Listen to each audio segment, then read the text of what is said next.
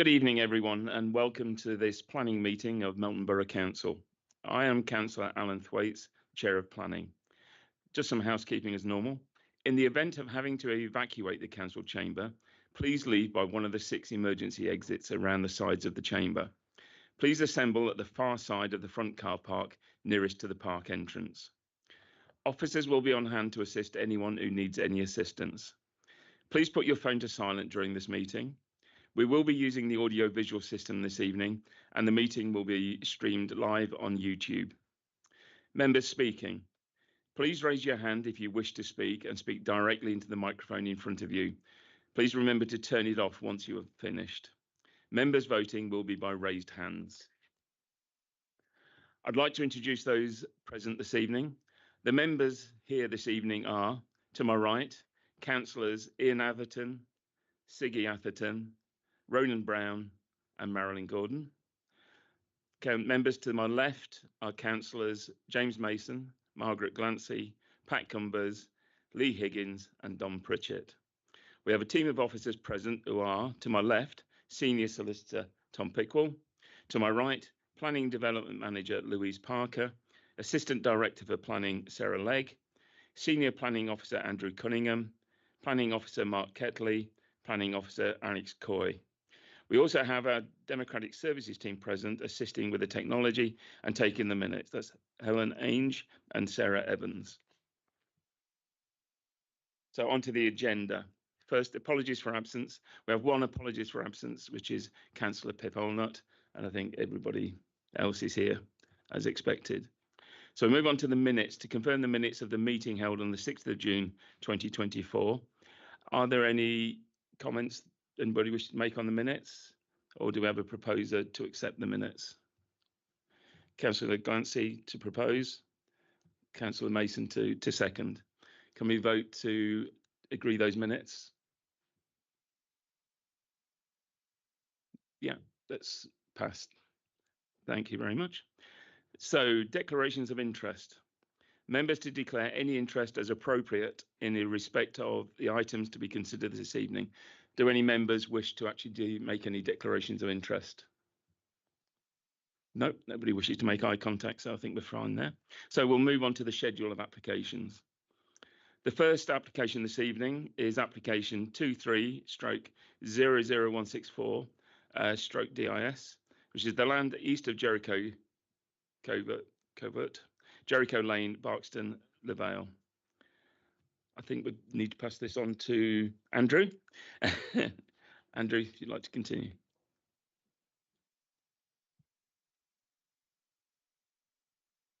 Thank you, Chair.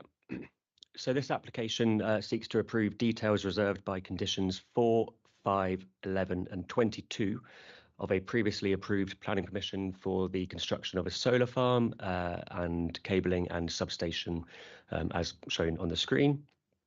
Applications such as this are generally very technical in nature, and we're predominantly reliant on sort of the consultees and guided by them, and those are the consultees that normally requested the conditions to be placed on the permission in the first place.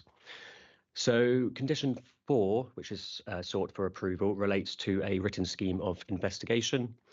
Sets out a programme of archaeological investigation and recording to be undertaken during the construction programme. The county archaeology team have reviewed the document, consider it to be acceptable and covers everything that needs to be in order to satisfy that condition. Next slide, please. Thank you. So condition 5 and 22, they're very similar in the way that they relate to how the development is to be managed during construction in order to protect highway safety, residential amenity and impacts upon biodiversity. So the location of the compound for the main site is shown on the screen in the bottom corner in the yellow box. The construction access point is from Sutton Road, and it's highlighted with the white line in the sort of the top right corner. The wheel wash location is at the exit of the compound, but there's also a secondary one at the exit of the site. There's also a road sweeper as part of the details as well. In terms of the phasing plan that's been submitted, that's considered to be acceptable in terms of the way it sets out the programme of the construction works. The vehicle numbers, although these are different to what was originally submitted in the original documents and the original transport statement, this plan and this programme of works actually has less of an impact upon highway safety because there's a lower daily vehicle movements overall. So although the construction period is longer, the number of movements per day is less. Next slide, please. Thank you. So the compound itself includes parking, turning areas, storage, loading areas, as well as protective fencing.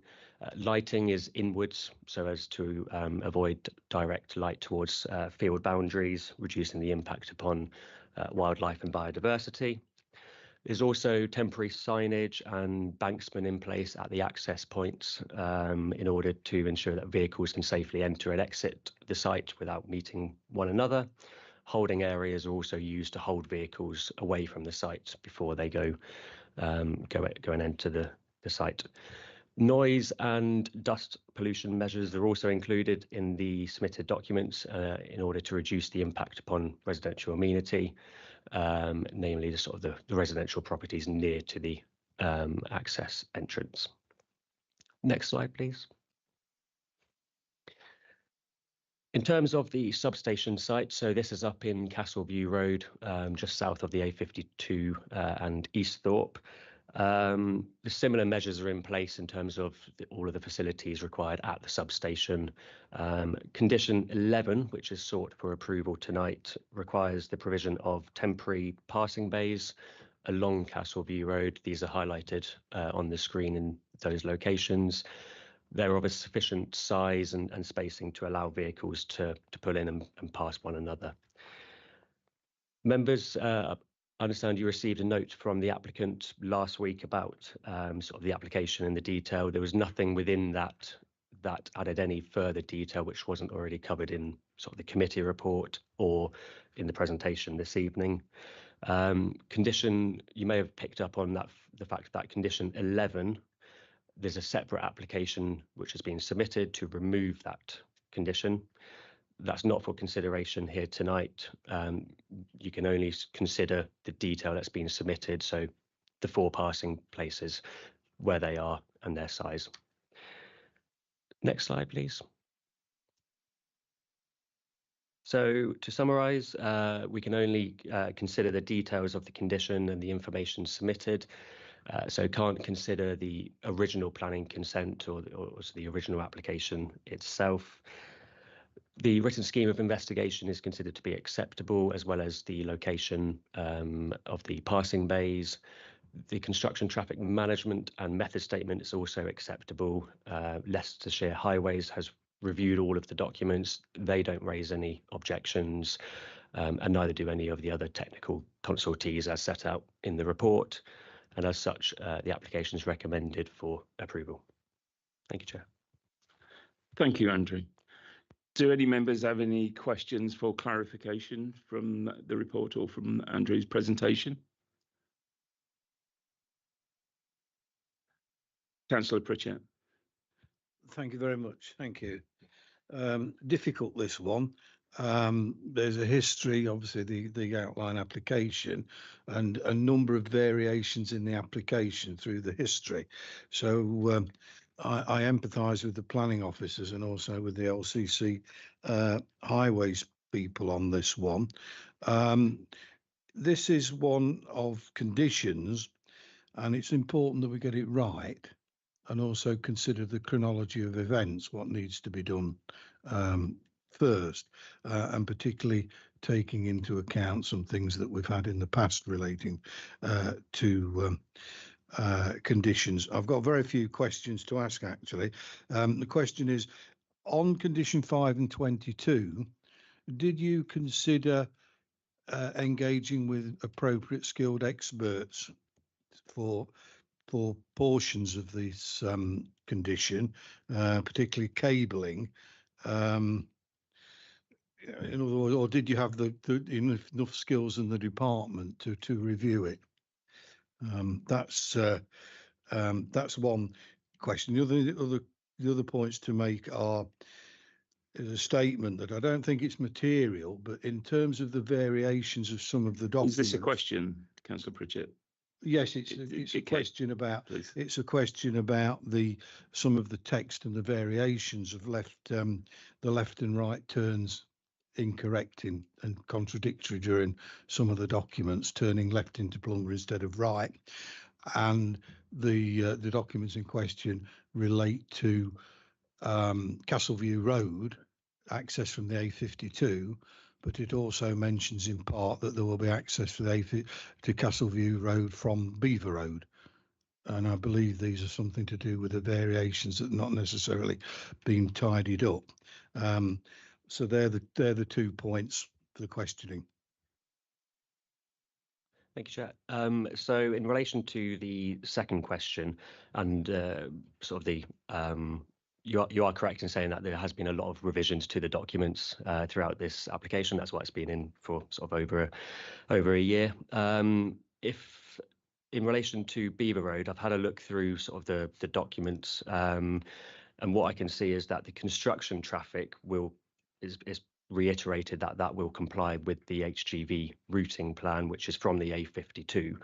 And it says all substation traffic, so that's after it's been built, will enter via Beaver Road, and that was to avoid disruption to the dwelling on Castleview Road. So as far as I'm concerned, I don't think there's anything in the document that needs to be amended, but if members are minded to sort of approve and there's anything extra that we can sort of add to the decision letter when sending that to the applicant afterwards. In terms of the consultees, so they're the ones that recommended the conditions in the first place. So they're the ones that we've gone back out to for their comments, and they're all within the report, and none of them raise any objection to the detail that's been submitted. I'm sure you'll be aware that there's other conditions which haven't been submitted yet for approval. That's just the nature of the application that we've got in front of us and what you've got to consider. So, for example, cabling is especially to do with the Grantham Canal. There's a separate condition 6 on the decision notice, which hasn't been submitted, but will obviously have to be at some point. Councillor. Thank you, Chair. With relation to condition 22, in paragraph 8.5.9, it talks about a dilapidation survey to be carried out to identify remedial construction work required prior to commencement of construction and a final survey after construction. If we accept condition 22 as being fulfilled, what protection do we have to ensure that those 2 actions are actually completed? Thank you, Chair. So condition 22 requires them to provide arrangements for carrying out those surveys, and the detail that's been submitted includes details for what those surveys will include, and also the remedial works that will take place both after the initial survey and at the end of the construction works.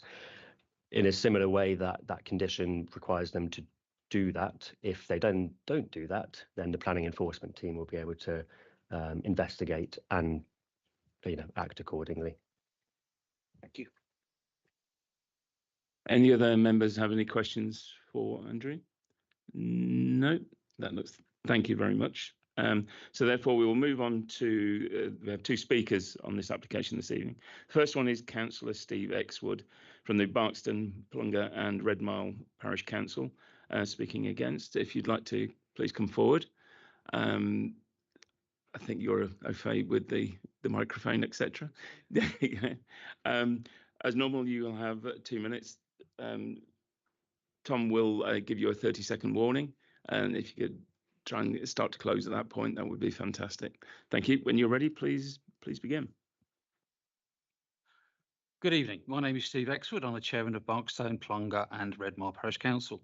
There are a lot of technical points that have not been fully answered in the officer's report and that should be discussed. However, I only have time to concentrate on one: access. A significant level ambiguity remains about the access to the site. We request that you take action today to protect our community, and that is also your community. Access is a key issue and one that remains unresolved. This application seeks to muddy the waters further and make it harder to enforce later. We need a rock solid position from this committee. At the moment, the only access is via a single track road and through Barkstone, past play areas and a school with its own traffic issues, then over dilapidated bridges that need significant repair work. Leicester County Council has closed the other road, Gypsy Granby Lane Bridge, due to its condition. There is no other access route at the moment. The intention of the original planning permission was that all traffic for the construction phase would be via a track from Main Street, or you call it Sutton Road, Redmile, and then all traffic post-commissioning would be via Highgate Lane from Granby Road, Plunga, with no traffic through the villages of Barkstone, Redmile or Plunga. Condition 13 supports this. The application has already been breached, condition 13 numerous times over the last 2 years with regular access via Barkstone and Jericho Lane. Reports and photographs were sent to MBC each time, and this has included tracked vehicles using public roads through Barkstone, block roads, HGV delivery vehicles and drilling rigs, etc., as well as support traffic on a regular basis. MBC enforcement has been involved to uphold condition 13. Actions speak louder than words. In this application, concerns include: in the phasing of construction, operation works will commence before the access road to Main Street is built. How are they going to access that? And ambiguities on the arrangement continue as the early provision of O&M access and construction phase that is ambiguous on HGV routes. This shows the intention to continue to access via Barkstone and create ambiguity. To clarify, to avoid ambiguity, you must insist on the following resolution for the committee today. In accordance with condition 13, any approval of the submitted scheme must be subjected to an unequivocal requirement that all vehicular access to the solar farm site at all times is via the approved route, access route, and access to and from Main Street, Redmile. No access shall be taken via any other route prior to the proposed development being fully operational and commissioned, including but limited to future O&M access. Thank you. Thank you very much. Do any members have any questions for the speaker? Councillor Higgins. I don't really have a specific question, but some of the comments you were saying, I was wondering if the officer could show the maps and if the speaker could explain what he was saying with the map on the screen, because obviously this is for clarification only. So what would you like to clarify? Yeah. Well, the speaker was talking about lots of roads, and to be fair to the speaker, the report doesn't sort of have this in the report. So if we could have the maps on the screen and maybe the speaker could explain as he was talking through his 3 minutes, I think that'd just be helpful for me. Okay, but also remembering we condition 13 is not one of the ones that we're discharging this evening. So we're not looking at any amendments to condition 13 if that was the intent. We're only here to discharge the conditions which we're having. Is it a traffic management? Are we here for traffic management now? Yeah. So that's okay. Yeah.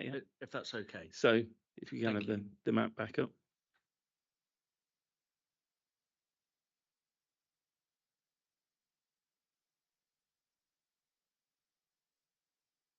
So while they're while they're loading that up, Chair. So I don't really have a specific question, but if you want to direct it as Chair, as you're very able to, and there's interact with the speaker, that would be really helpful for me. Thank you.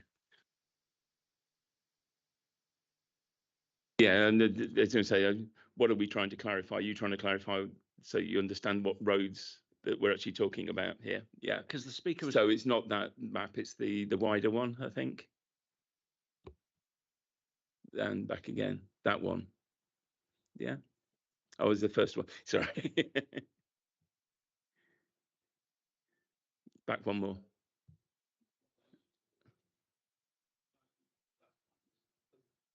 Yeah.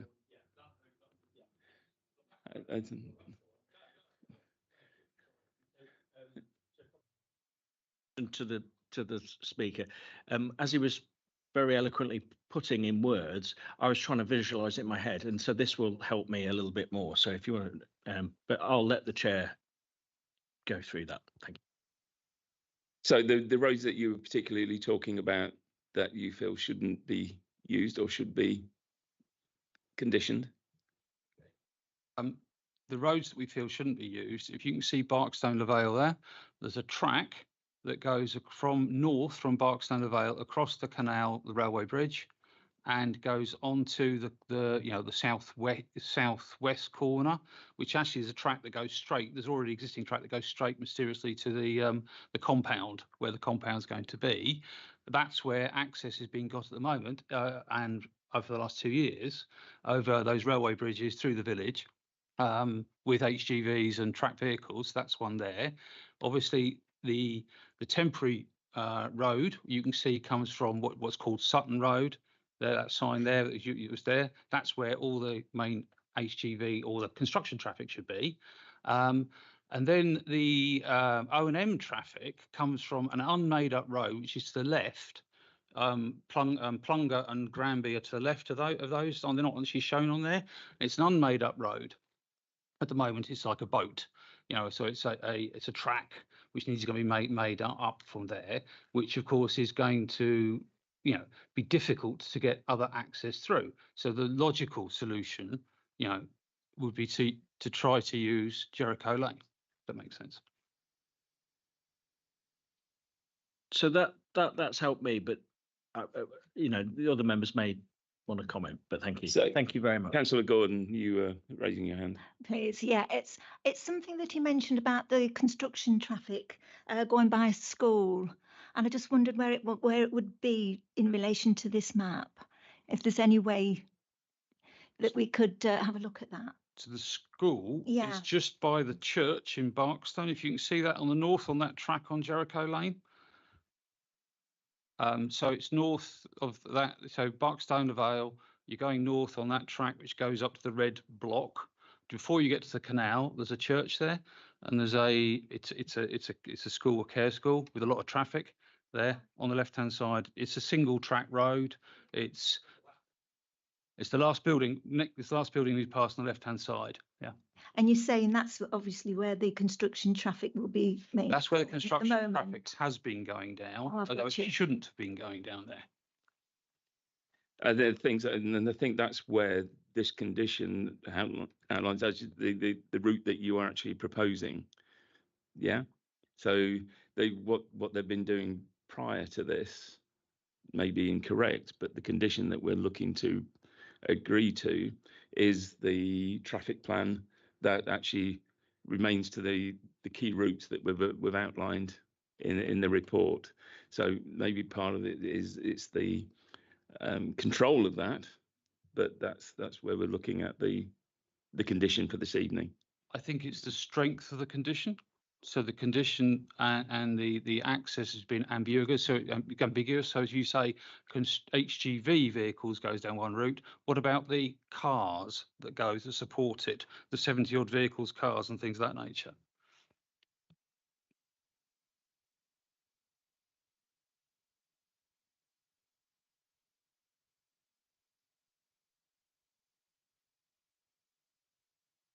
Okay, so that the advice I was getting is that the condition was set in the original application, and this is the detail of that application within that. So it's difficult to say how we would strengthen it further. Yeah, we were unable to actually strengthen that further. Yeah, Councillor Atherton. So I can understand where you're coming from with the Jericho Lane issue, because we drove down it and got as far as the bridge over the canal and decided it wasn't suitable even for a car. Is there any plan, do we know, in the original, in any of the documentation anywhere, for any additional signage to? So is this a question for the speaker, or is this for something later on? Well, it's a general question. I don't know who's so best to answer we'll it. put that into the debate, if that's okay, because it's not a question for the speaker while I've got the speaker sitting there. Yeah. Any further questions for the speaker? No, thank you very much. I've Oh, got sorry, one. Councillor Pritchett. Enforcement. Have you been in contact with the enforcement department at the council? Yes, we have. Enforcement was involved in the second serious period of events. There was one, and enforcement didn't get involved. They were contacted, but didn't get involved. The second time they did, and I believe they contacted the agent and the developers. But that was after the event. It happened. They've done it. They've done what they had to do. Okay, thank you. Any other further questions? Councillor, the latest, I don't know, I think it's the latest traffic management plan that's been put on early July, June, actually mentions and precludes, they've amended it and put in that you shouldn't use Jericho Lane. Right. So I'll just comment on that. Thank you. Any further questions? No? Again, thank you very much for your time. And I'll ask the next speaker, Nick Beddoe from Lighthouse Development Consulting, the agent talking for this application. Thank you very much for your attendance. If you press the face in the middle of the symbols at the bottom, the red light will come on. You'll have 2 minutes. Tom will give you a 30-second warning before the end. And at that time, please start to close your argument. Thanks very much. Thank you. Yep. I'm planning agent for the application, and I was also the agent on the approved application in 2022. It's considered that the officer's report summarises the main points of relevance here very well.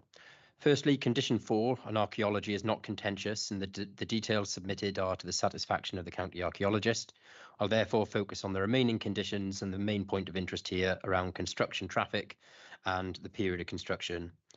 So dealing firstly with the period of construction, the final programme now specifies a construction period of 44 weeks. This includes initial site preparation and electrical commissioning works, which would be very light touch and are included for completeness. The main construction works in assembling the frames and installing the panels would occur over a 3 to 4 month period. The construction traffic management plan submitted at planning stage was principally concerned with projecting the traffic impacts of the development. As such, it focused primarily on the main construction activities and assumed a condensed programme so as to demonstrate that the impacts would be acceptable under a worst-case scenario. There is now some variation with the precise vehicle movements which have been projected for the discharge of condition. The conditional regime here exists as an acknowledgement that such variation may occur due to the complexity in resolving such details at application stage. The key planning test is whether there would be a severe impact on the highway network. It has been demonstrated to the satisfaction of the Highway Authority that there would not be a severe impact. The Highway Authority also note that even if there were an increase in movements above that set out in the transport statement, that there would not be a severe highway safety impact. As such, the test is satisfied. Neither the Construction Traffic Management Plan nor the Construction Phase Plan proposed the use of Jericho Lane for access. Condition 13 already controls the routing of construction and operational vehicles to the site. This does not specify any use of Jericho Lane, and the council is capable of enforcing against any breach of this condition.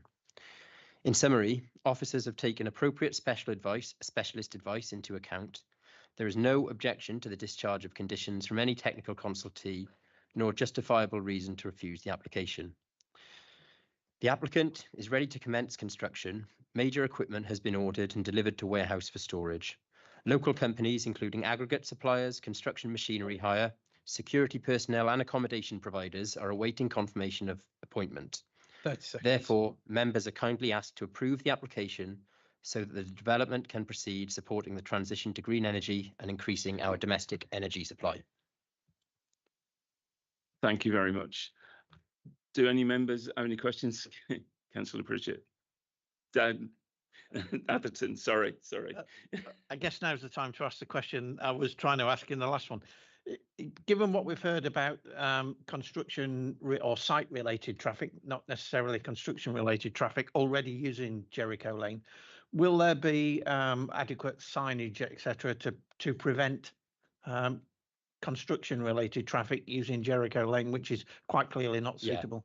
Yeah, it is unsuitable, and that's why it's not, proposed for use in the construction traffic management plan. There is a section in the construction traffic management plan that specifies the signage to be used, and yeah, it's no intention to use Jericho Lane, and any kind of use of that lane that has occurred thus far is regrettable, and we seek to rectify that. We don't intend to use it. Any other members have any questions for the speaker? Councillor Pritchett, got it right this time. Thank you very much. Thank you. Your documents for the discharge of these conditions actually includes information to discharge other conditions as well within this. What it doesn't do, it doesn't provide the specific hydro drawing. It gives displays, but it doesn't give the hydro drawings of how the access entrance should look. Right? When might we be getting those?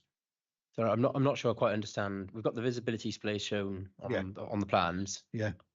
I don't quite understand the question. So, well, there are some aspects of it gives the visibility displays, but it doesn't necessarily give you like the runway entrance on Castleview Road or the exact layout of the gateway. Oh, the as main in like a entrance. design for the bell Yeah, mount. it's just a little bit to finish it off.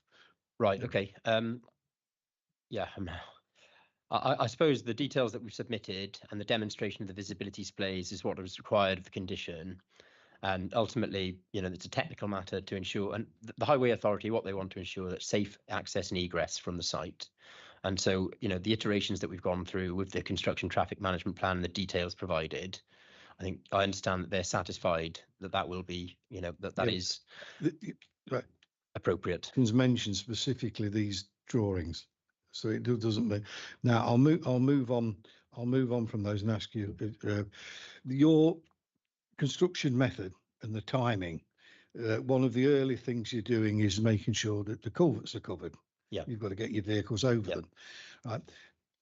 In a response from the county council, I'll just find it here. In October 2021, they asked for a condition, and I'll just they asked for a condition that wasn't actually specifically worded in the conditions.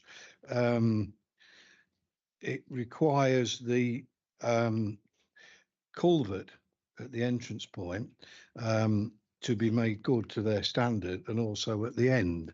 Now, do you have any objection to that being fitted into the culvert work that you're doing? Because you may well have to strengthen that to get your lorries over it anyway. So is that part of the conditions that we're considering this evening? It's part of the plan is the culverts, but it doesn't specifically mention this. Yeah, but it is important. So we obviously need to make sure that the culverts are strong enough to manage the HGV traffic, and that assessment will have been done. I'm not sure we're submitting details here to kind of demonstrate exactly how, what works would take place to do that. But if it's not a requirement of the condition, I'm not sure that we can really consider those details. Well, I'll find the exact wording on here, and then I'll deal with that during the debate. Thank you. Sure. Thank you. Any other members? No. In that case, thank you very much for your time, and thank you for your talk. So I'd like to open this for debate. We have a recommendation to accept and discharge the conditions. Do anybody would like to open the debate with any further thoughts or questions? Well, Councillor Pritchett is looking through his papers. Are you ready? Yes. Yeah. I'll deal with the relatively easy one.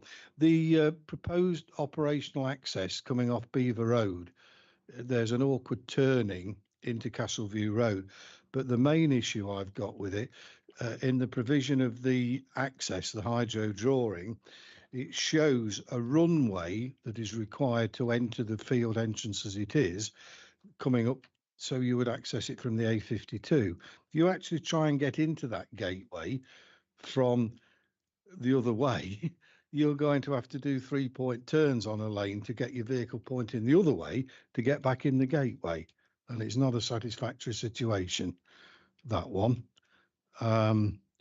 That's the That's that particular one. The second one is, and I'll just read you the question about from the highways. It said the existing field access off Sutton Road, adjacent Glean Farm, has a culvert underneath to allow highway drainage water flow in the ditch either side of the access. This access shown independently, including the culvert and headwalls, would need substantial reconstructing to LCC standards to ensure that the highway drainage flow is maintained. Now, that's not a specific condition. What I'm saying is within the access, within the plan, that strengthening the culverts, can that be included? Now, the third point is the dilapidation survey. The dilapidation survey has recently been uploaded to the portal. It's not yet been seen by LCC. It gives you no indication on that report as to who's done it and the qualifications and the scope of the work. Sorry, can I ask a question just for my clarification? Is this something that's relevant to the discharge of these conditions, or part of the plan that we're not here to discuss this evening? Just a clarification from my point of view, Andrew. Thank you. So it's similar to, I think, the question that Councillor Atherton raised earlier about the dilapidation survey. So condition 22, which is being considered here this evening, does require details to be submitted, which includes arrangements for dilapidation surveys at Sutton Road culverts, Sutton Road and Castleview Road, and a timetable for their provision to be submitted. So what that condition is effectively saying is, within the detail of this application, there needs to be an identification of when those culverts and surveys are going to be carried out, but it doesn't specifically say that what the work needs to be, because you don't know that until you've done the surveys almost. But what that condition requires them to do is make sure that they do carry out the surveys, and that those surveys are then reviewed by the local highways authority, and that's within the documents that's been submitted. The documents that's been submitted includes what's required within those dilapidation surveys. So it sets out what must be submitted as part of them or undertaken as part of them. But it's not requiring them as much to sort of submit them to us. It's just making sure that it is done and carried out to the satisfaction of the Highways Authority. That condition was originally requested by the Highways Authority on the original application. I hope that helps. Thank you for that. Sorry. Use your microphone, please. Sorry, they've done the wrong road.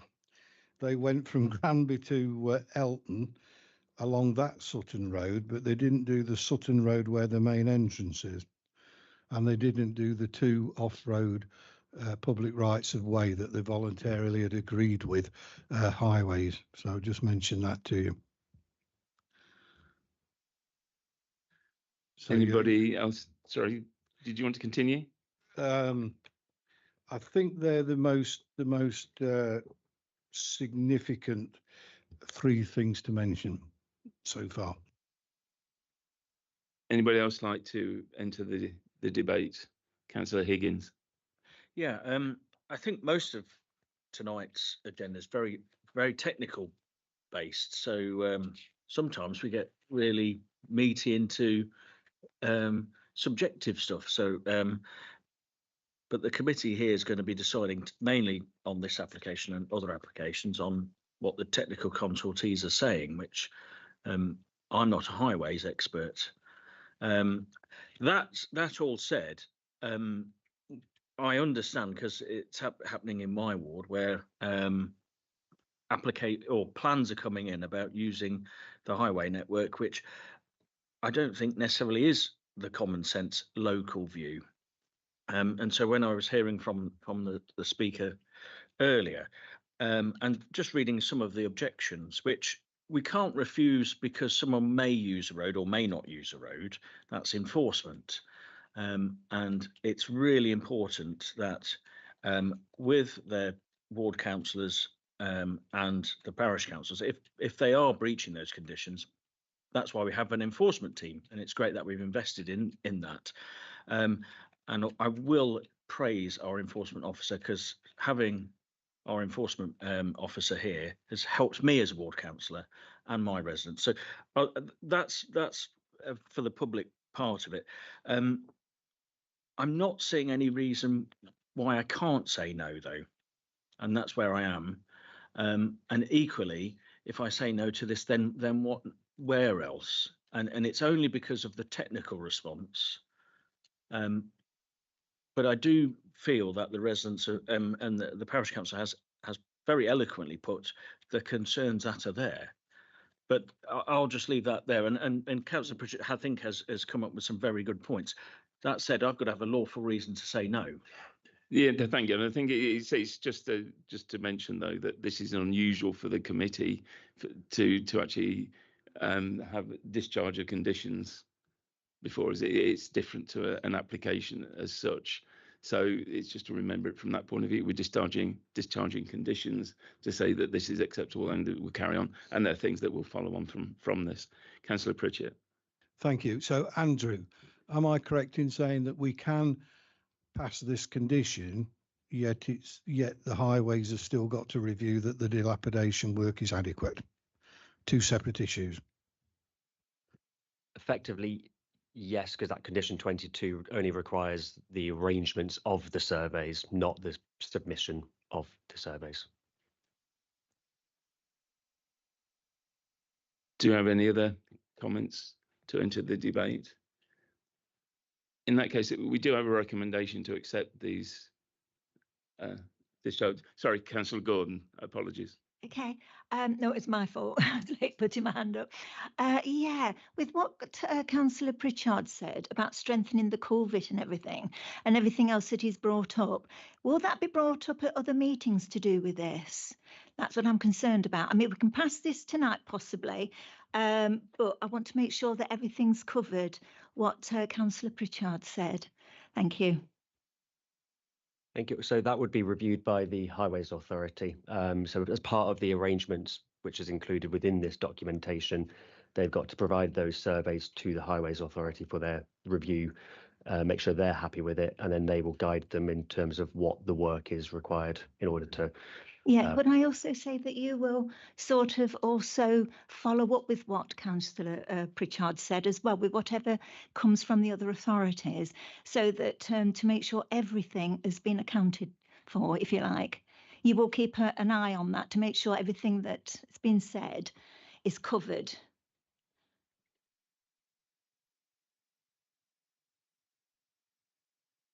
Thank you, Chair. I think the other thing that's just quite important to point out, members, or draw your attention to, within the original decision notice, obviously we go into informatives that are further down on there, and there's an informative from the local highway authority, which is informative 4, and it's a fairly standard one, but it's to do with the separate set of permits and licensing that you need to be able to do any works within the highway. So there's that link there that's being formed between what this condition requires and then them actually getting their license to be able to do those works to the highway.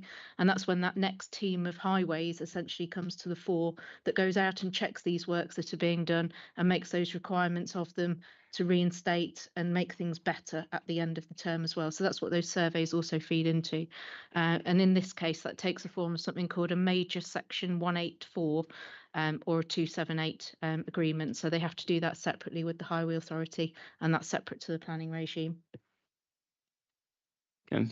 Although the specific condition requested is not in, as I understand it, a good dilapidation survey in terms of the wording in the documents condition should actually include that culvert. So the significance of not doing the right road is significant. So the answer, I think, is it can be dealt with in another way.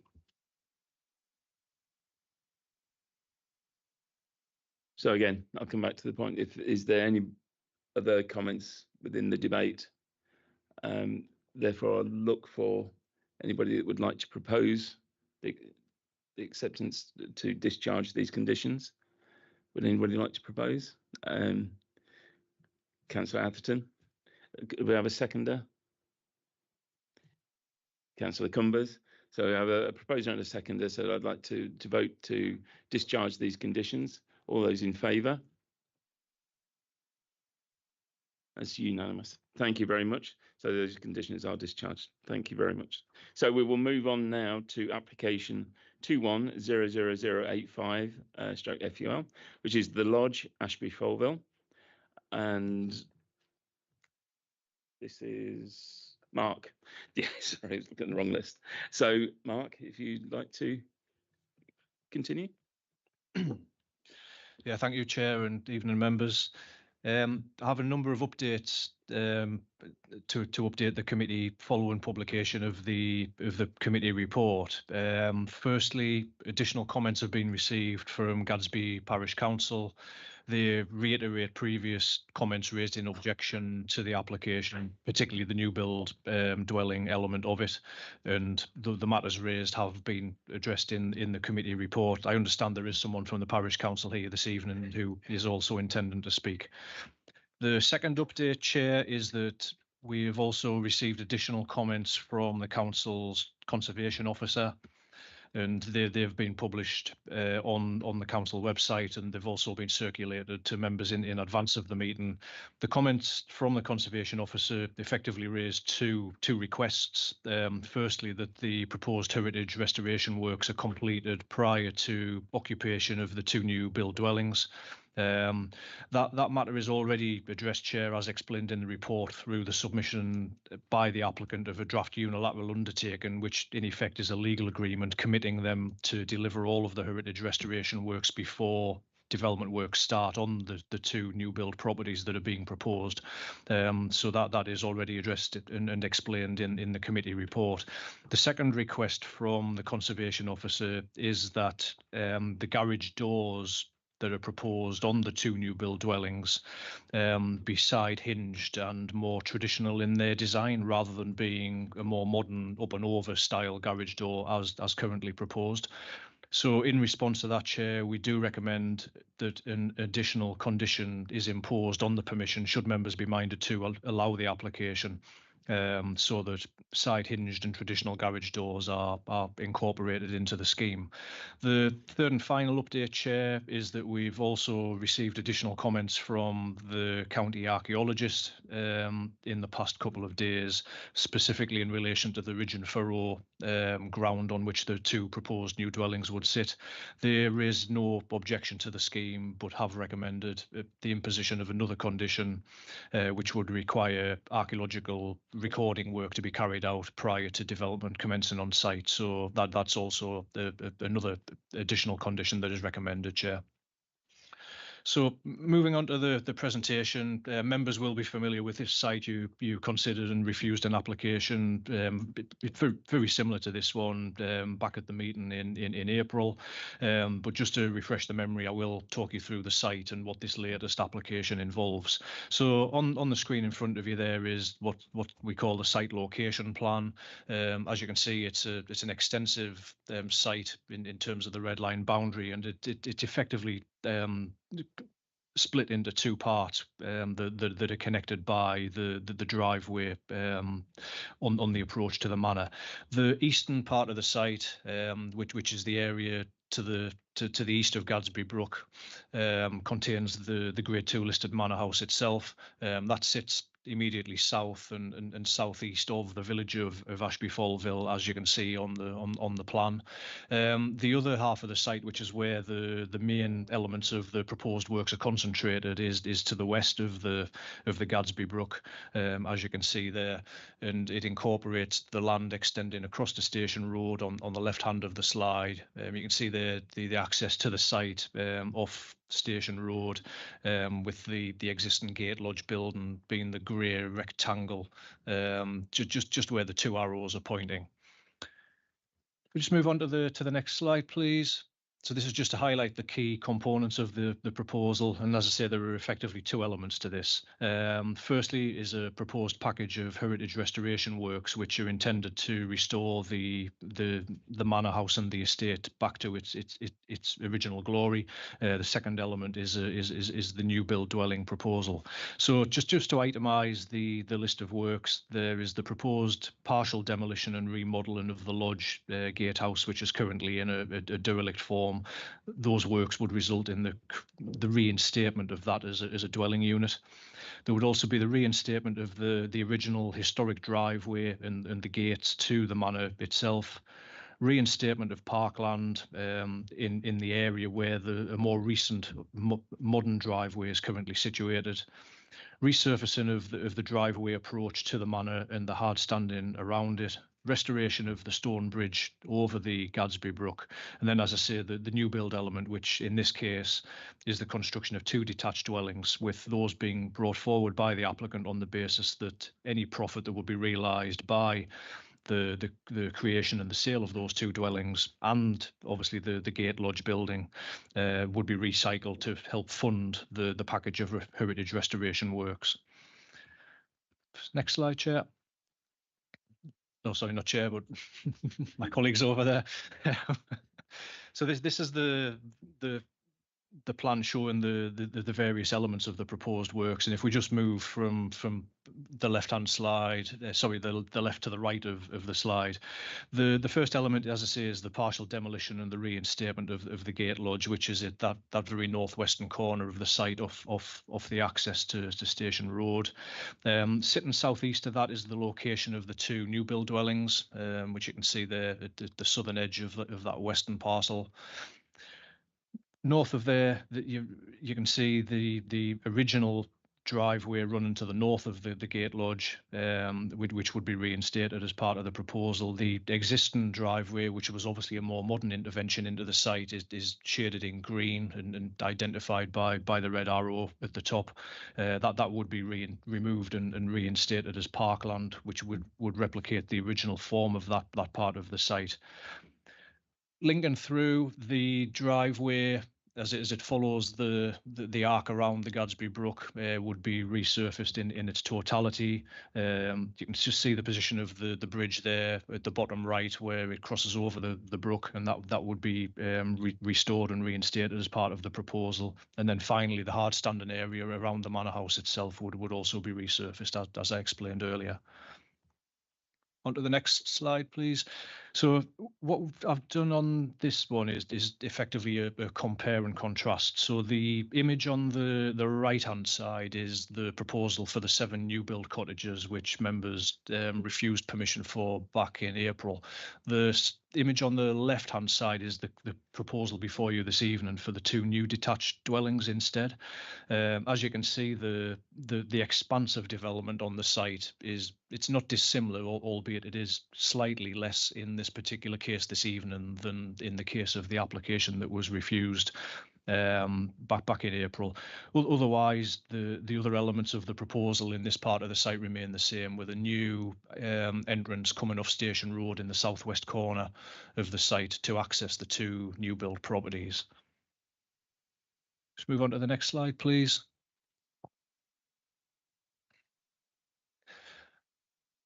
So this is the proposed elevations for the 2 new dwellings. The dwellings would be set out in a way that they're effectively a mirror image of one another.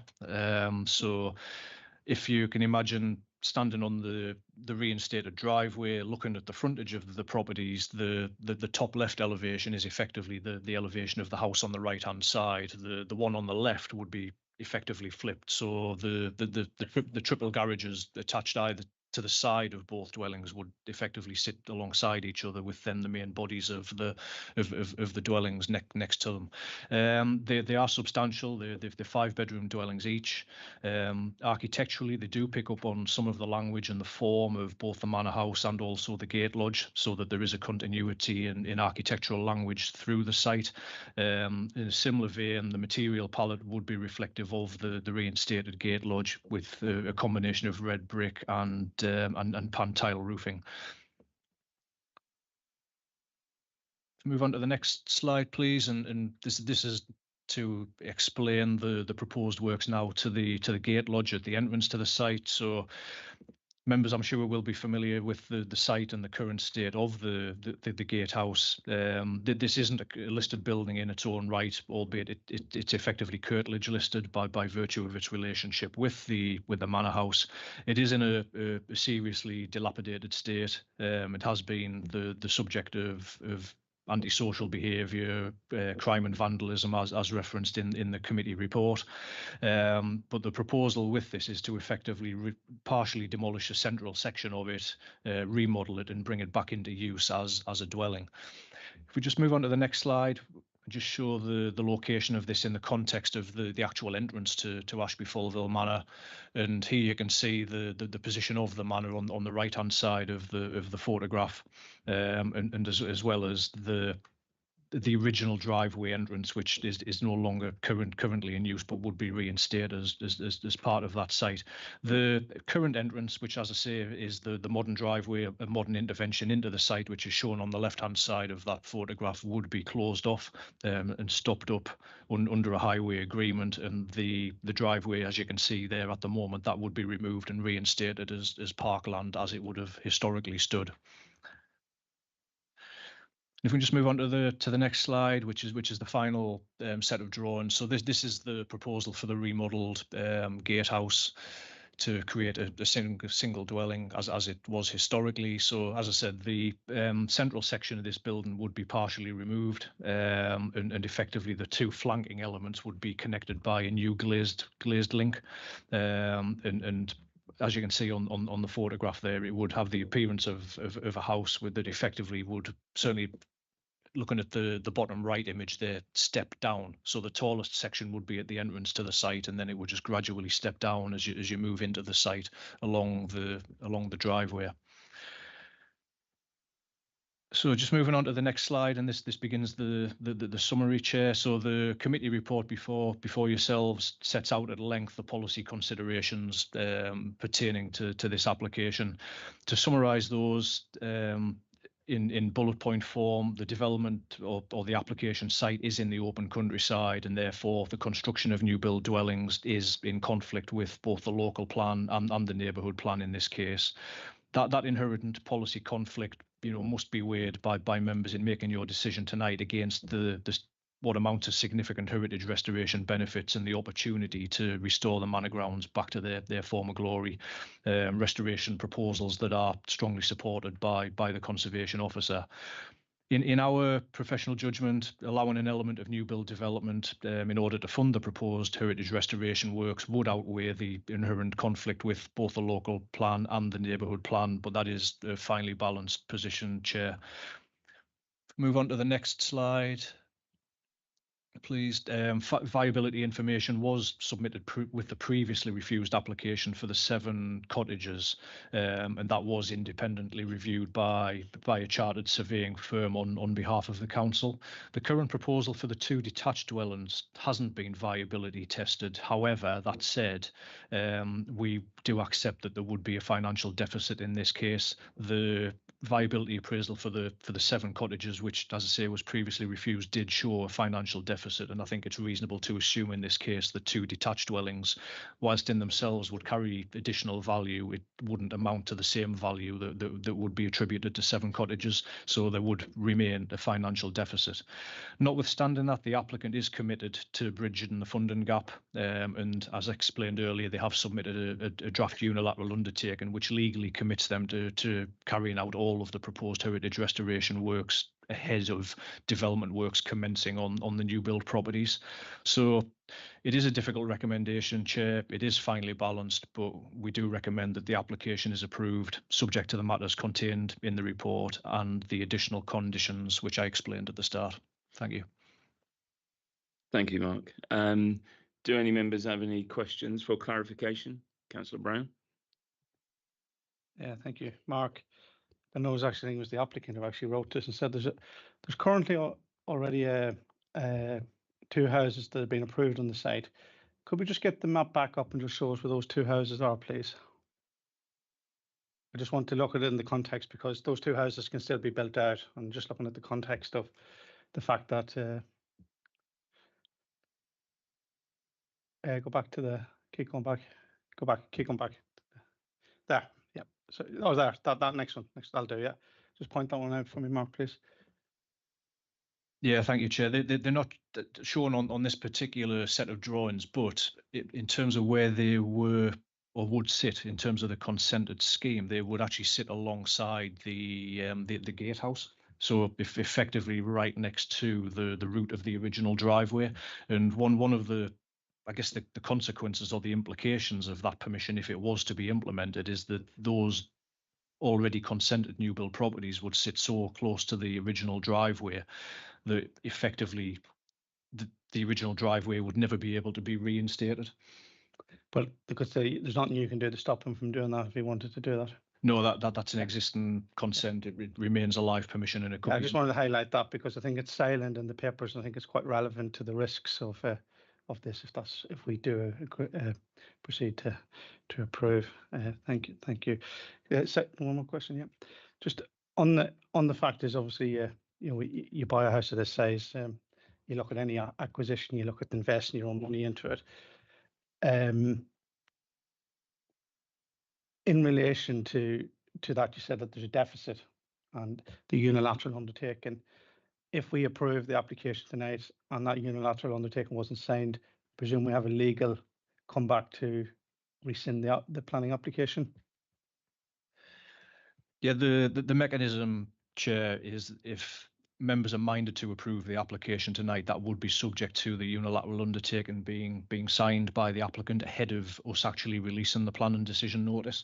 So in effect, if it was never signed, we would never issue the approval, should members be minded to approve the application. Any other questions for Mark?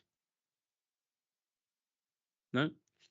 Thank you. In that case, then we will then move on to, sorry, I didn't mean to stand up. We'll move on to the first of the speakers, which is Councillor John Simon, the Gadsby Parish Council, speaking against. If you'd like to come forward, thank you very much. As per the other instructions, if you press the face in the middle, and when you start talking, there'll be 2 minutes. Tom will give you a 30-second warning. If you could start closing your argument at that point, that would be fantastic. So please, when you're ready, please continue. Thank you. Good evening. The Parish Council opposes this application for the two houses, but doesn't oppose the redevelopment of the gatehouse and reinstatement of the drive. I'd ask you to consider, and I no doubt have read our letter of the 16th of March 2021, and in particular that the site is in open country, is ridge and furrow and well outside the village. The houses are extremely large and overbearing and really out of total context to this lovely estate village. The Housing Needs Survey of 2017 did not identify the need for such large houses or at all. The application is in breach of the policies SSs 1, 2 and 3, as you've heard. The Gadsby Neighbourhood Plan since our letter of March 21 has come into force, and the application is a breach of policies HB2 housing mix and local need, HB3 windfall sites, HB5 new housing design, and ENV7 serious damage to view 8. You should have seen our letter of the 4th of July.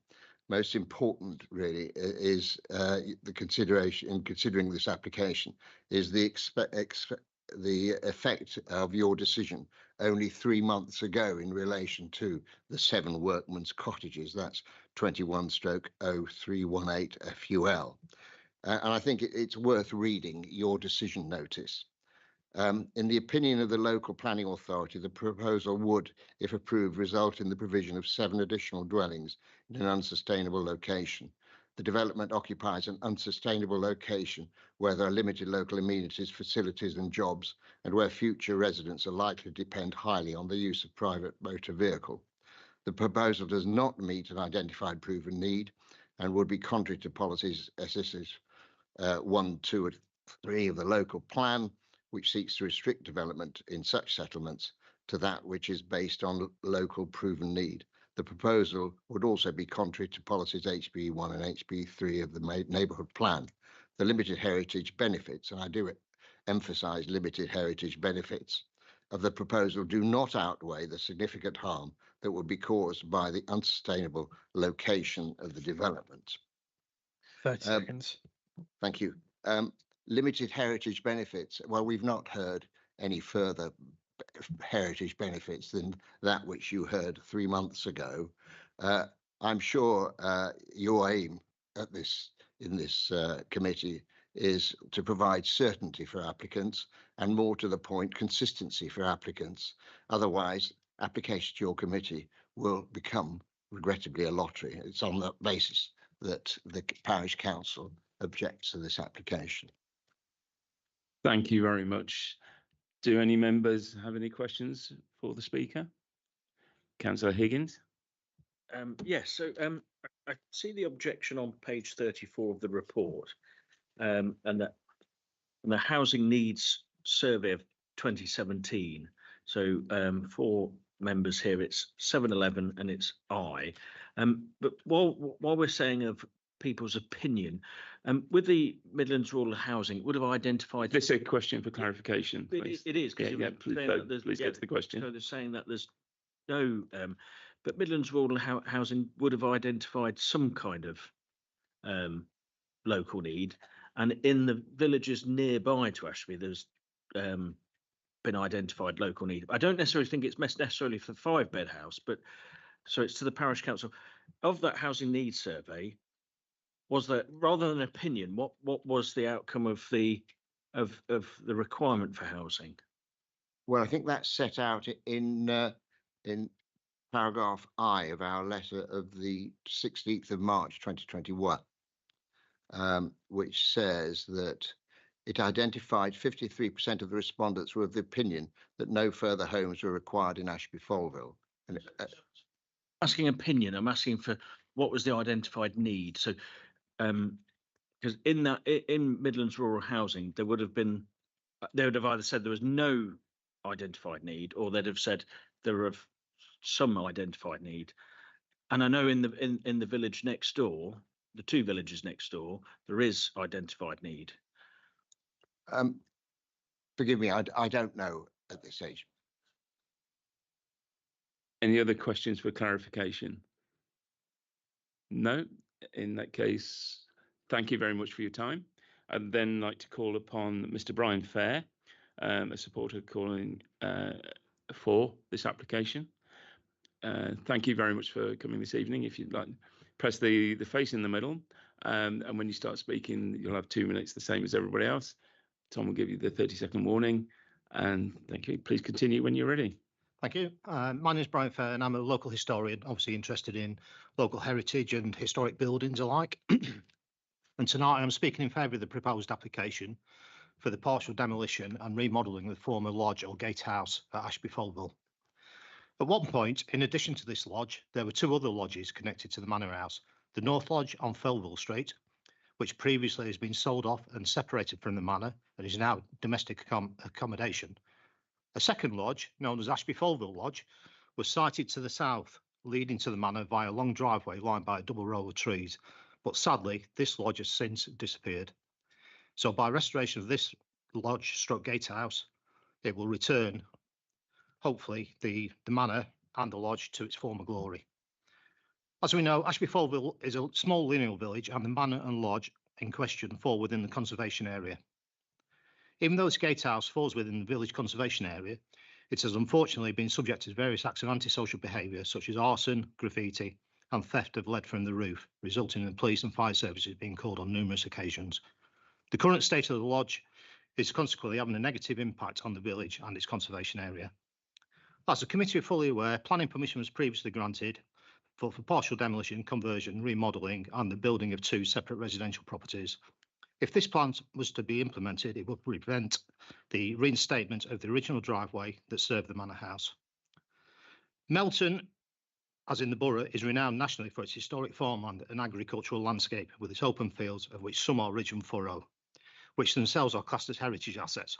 Any loss to these heritage assets needs to be seriously considered. The proposed revised location for the 2 new builds is unfortunately on ridge and furrow land, but the loss that will be incurred will be minimalistic due to the revised siting being on the very edge of the designated area, where the significance of the earthworks is much reduced compared to the more central area of designation of Ridge and Furrow. The lodge itself has been used solely as a domestic residence since it was built in the 1890s, and therefore the proposal to build the 2 new properties in this immediate area would not detract from it being predominantly of domestic character. I believe that the revised proposal to resite the 2 new builds to the south of the lodge, renovate the derelict lodge building, and reinstate the original entrance and driveway to the Grade 2 listed manor house, return the existing modern driveway back into parkland landscape, 30 seconds. and restore the bridge over the Gadsby Brook on the main approach to the house, and resurfacing of the driveway and hard standing around the manor itself will produce significant heritage benefits to the area by removing the current visual eyesore that exists today, and positively enhance the conservation area of both walkers and vehicle users. Thank you. Thank you very much. Do any members have any questions for the speaker? No? Sorry, Councillor Higgins. Yeah, it was because I wasn't on the committee on April, and that's going to form a little bit of my debate. Just so, did you speak in when it came to committee in April? Did you speak in favour or on that one? No, I didn't speak at all. No, that's fine. I'll come to that part in debate because I wasn't here for the April one. So thank you. Any further questions? No? Thank you very much for your time. Thank you. I'd like to call upon the next speaker then, which is Mr. Jamie Lewis, the applicant, speaking for the application. Thank you very much for coming this evening. When you're ready, please press the face in the middle, and as before, 2 minutes with a 30-second warning. Good evening, councillors. This application for the restoration of the gatehouse to the Grade 2 listed Ashby Folwell Manor and the repositioning of the 2 5-bedroom properties that are not yet built but have a planning permission to be built, which was granted in 2016. 2 5-bedroom houses already have a planning permission, and we are simply seeking to reposition these properties in the same size and design to allow the historic gatehouse to be restored. This is probably the most important point that I urge you to consider in determining this application. Put simply, is it better to have 2 houses and no restoration of the historic gatehouse, or 2 houses and the restoration of this heritage asset? As the permission is extant, it allows us to build out these 2 5-bedroom houses at any time.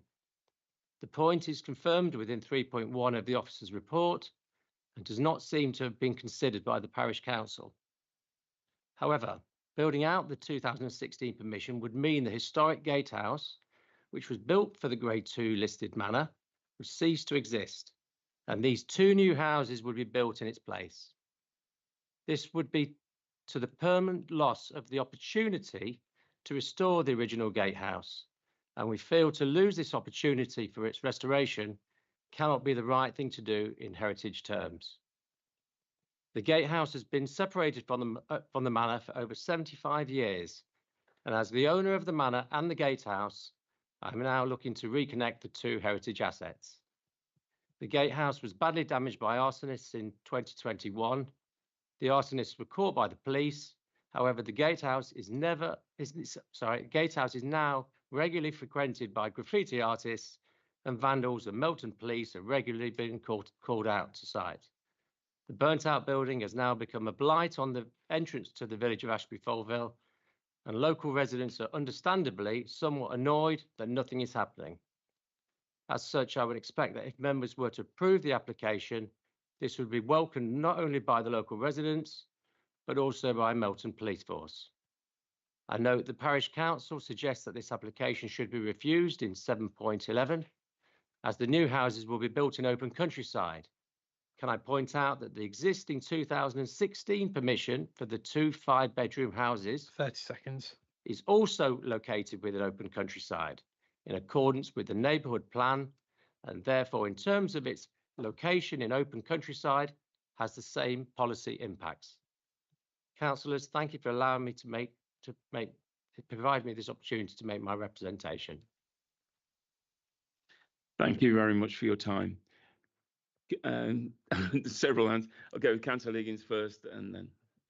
it's probably not a question, but also to put officers a little bit on notice from what the speaker was saying is obviously the 2016 permission. I believe I was on the committee for that, but if we've got any diagram of what the speaker is saying to verify what was permitted there, that might just be a bit helpful for debate. But I believe what the speaker is saying, and unless anyone else says differently, but it would just be a bit useful visually if we've got it. If we've got it, it's okay, we'll take that. So, Councillor Siggy Atherton. Chair, just for clarification, what you want to do is the permission got in 2016 for the 2 5-bedroom houses to move them from the site it was planned to the site you're looking at now. Correct.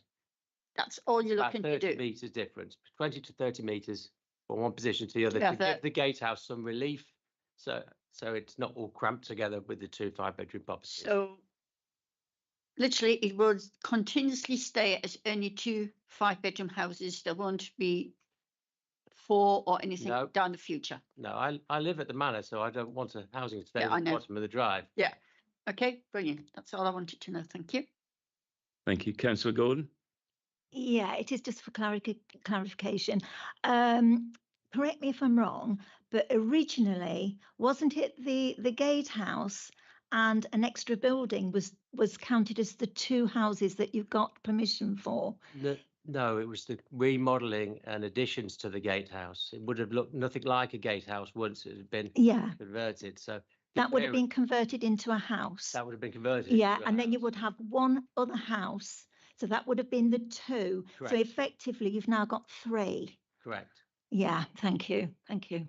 I think that the issue is that by doing that, the gatehouse conversion would look nothing like a gatehouse like it would have done originally.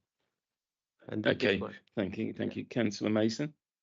Yeah, thank you. Just one point of clarification. You say that in your address that the gatehouse was ceased to exist. Can you just expand on that? Do you mean by that be demolished or By what- the virtue- in what sense? By the virtue of the fact that we're building 2 properties on the site of the gatehouse. By leaving the gatehouse there in isolation, effectively, we'll be able to restore it to what it was like originally back in 1892 when it was built, at the same time as the manor.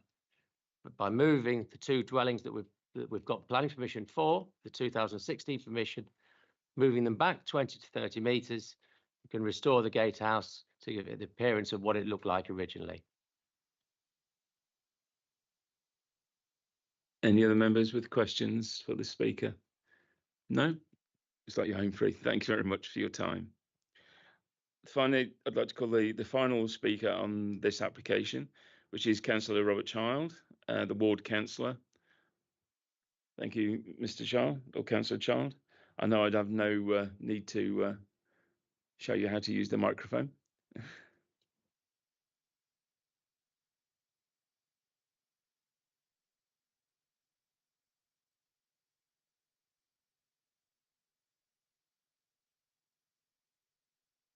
As before, you'll have 2 minutes. Tom will give you the 30-second warning. So whenever you're ready, please continue.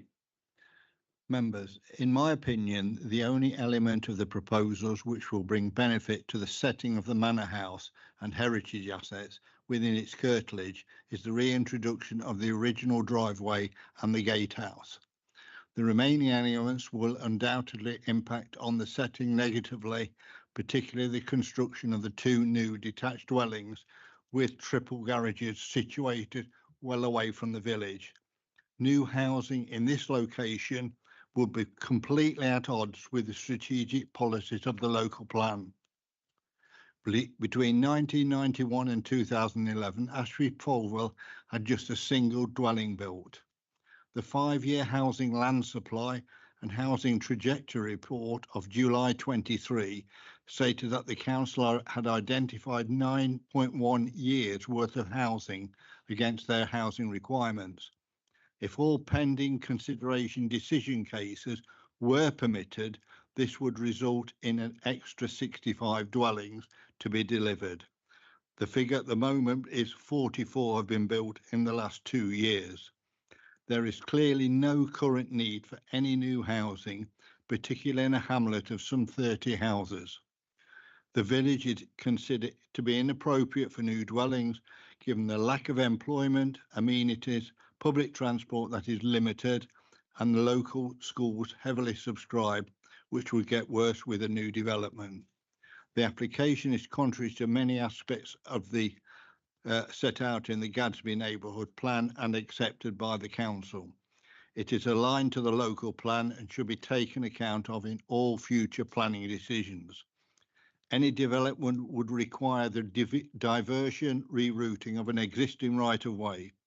The overall visual effect of the proposal appears similar to what one might expect to see in an urban setting and is not sympathetic to other buildings in the village. It has an identified ridge and furrow field with a distinct heritage value. The long-term future of the listed building is not dependent on the proposed works, and therefore the application does not constitute enabling development.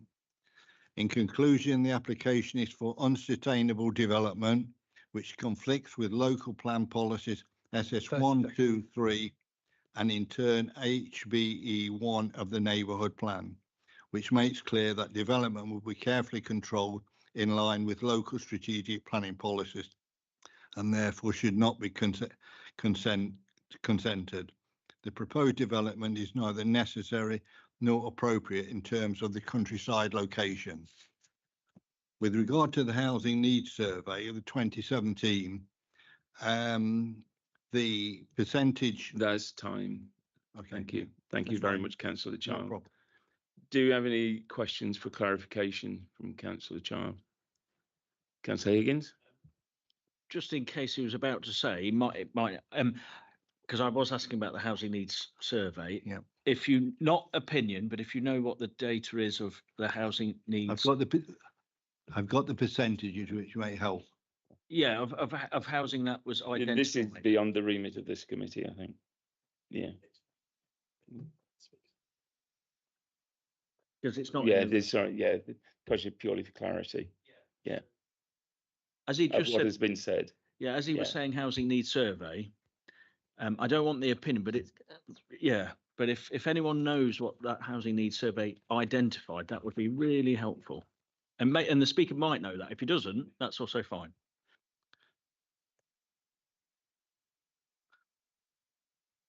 Of those who believe more houses were required,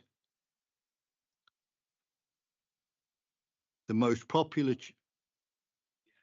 Sorry, so we're looking for identified need. It's the same answer you said before, looking for identified need rather than the opinion of the Councillor Brown.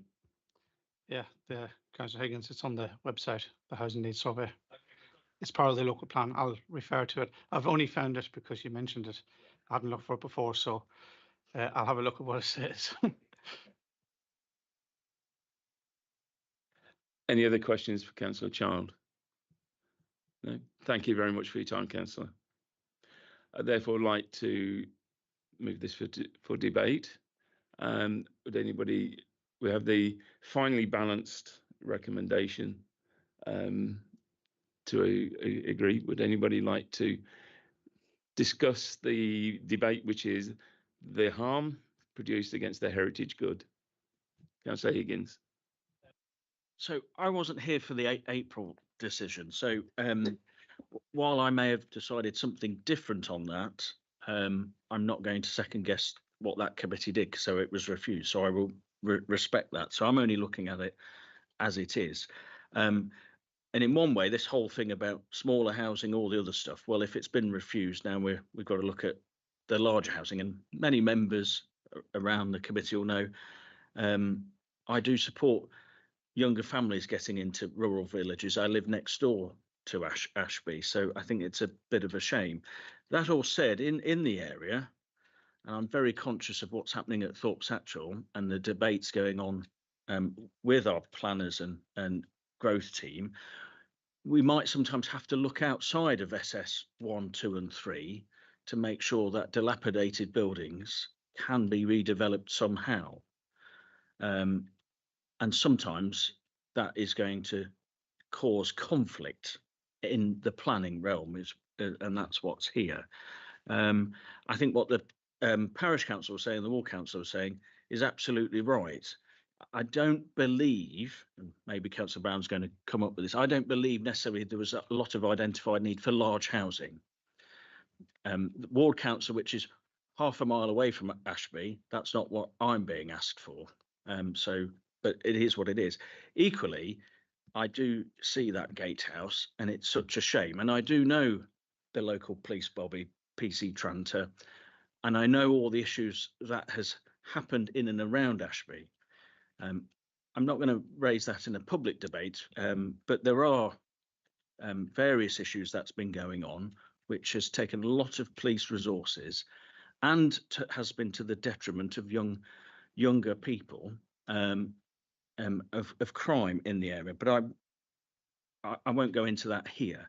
But it is a factor that's weighing on my mind, that we need to make sure that there isn't these areas that harbour crime to happen.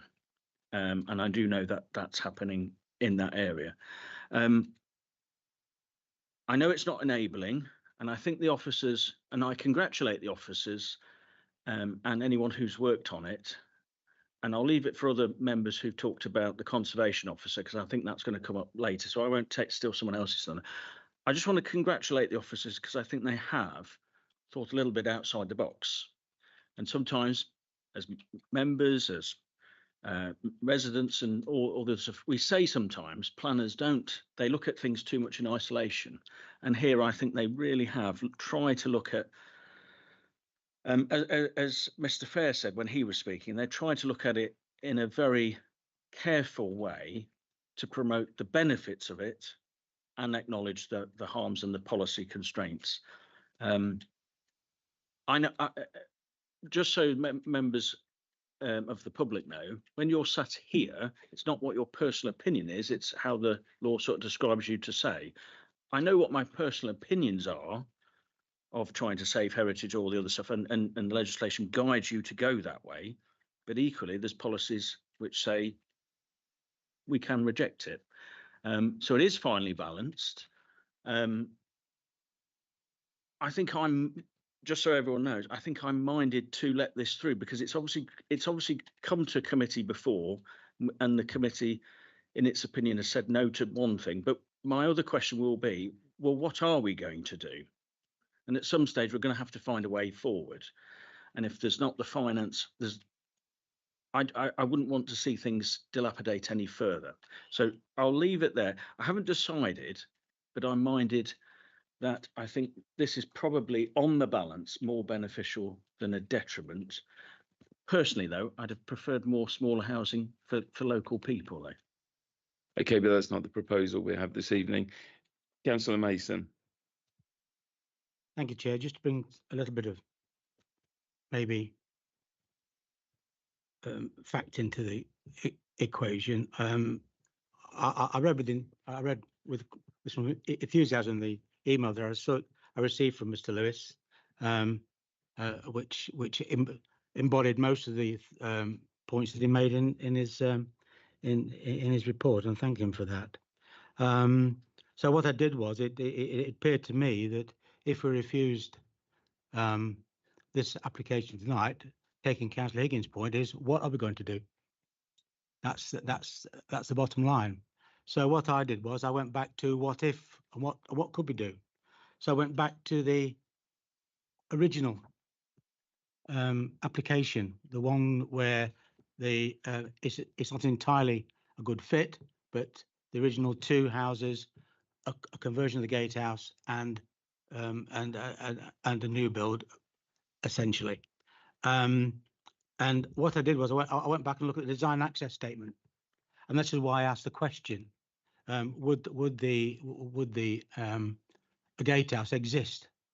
And what I mean by that, would it exist in its current form? And if I look at this design access statement that was produced, well, it was received by the Planning Department on the 24th of March 2016, it would exist.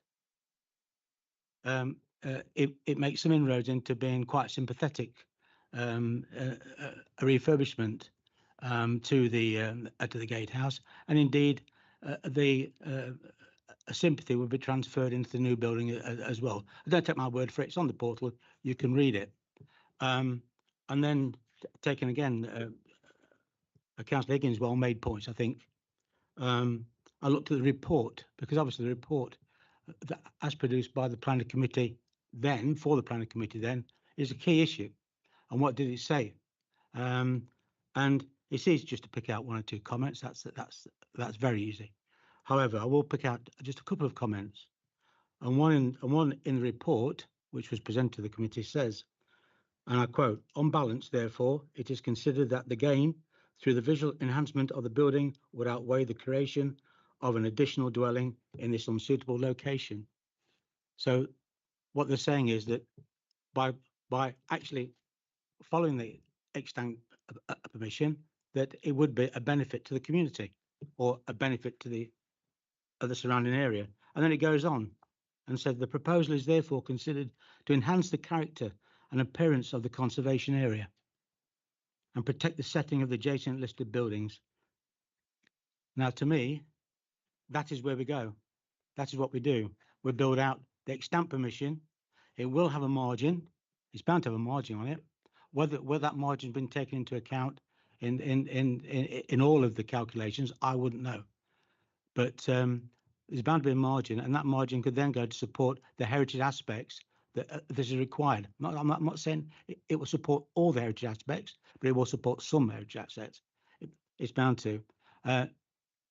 It is and I put a personal opinion on, in terms of fact, that it is this application is in an unsustainable area, and we've refused a similar application in the past on that in the same position, because it flies in the face of local plan policies and neighbourhood plan policies. I'll just leave it there with you for the moment. Thank you. Councillor Brown. Okay, yeah, as everybody probably guessed, that just start off with what the need is in local area. There's no need for this in the local area. Up to 2022, there was a requirement for 13 affordable houses in the parish of Gadsby. I think my last look at that, there's probably been 60 or 70 built, I think, and more coming on the various roads out to Rotherby and the other way out on the Gadsby Lane heading out towards Frisbee and Kirby Bellis. So I think you can take that out of the equation. The other thing is, I can't see how you can fit any of the affordability and the size of the houses into this. It is what it is. It's either it goes against policy, which clearly does. It knocks every policy out of the door, really. And in relation to the heritage, what does it say about the heritage? My concern about it is we're having application after application after application, and when's the next application going to be? Because we had one. If that was me, if I got an application, I'd build it out, and then look at what else you do after that. It does concern me a little bit that you have an application. You could still build those two houses plus more houses. The other thing is there has been a refusal on this site, an appeal. There's a risk of that there as well. We need some advice on that, but I think we could be putting at risk making a different decision tonight and then not going to appeal and then come back at 7, because I think we have a strong case for it to be appealed. I'm going to recommend we refuse this on SS1, SS2, SS3, and HBE1 because there is already a planning application that Councillor Mason says that can be built out. It'll fund part of the application, and that's my view. And I'd ask for a second, please. Councillor Pritchett. So therefore, we have a proposal for turning this application down. Yes, sorry. We'll just put some wording together for that.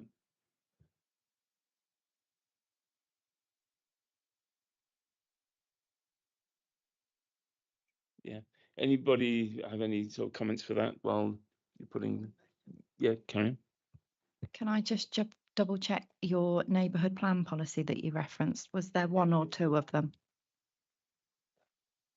HB1. E1. HBE.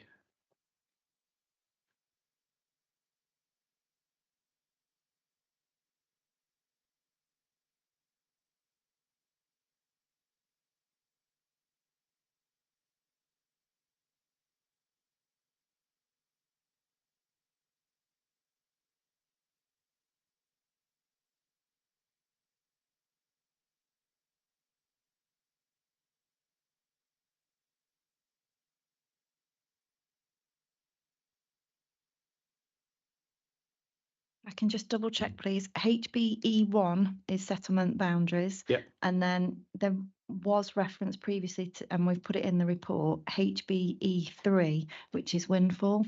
Are you suggesting Yeah, I've got that. just Yeah. sorry. HBE1? Okay. No, HB1, I'll put HB3 in for windfall as well, yeah. Yeah. I have it written down here. I didn't put the HB in front of it. Thank you. Yeah. So in which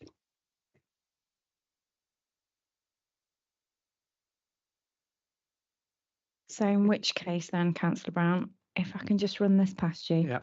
In the opinion of the local planning authority, the proposal would, if approved, result in the provision of 2 additional dwellings in an unsustainable location. The development occupies an unsustainable location where there are limited local amenities, facilities and jobs, and where future residents are likely to depend highly on the use of a private motor vehicle.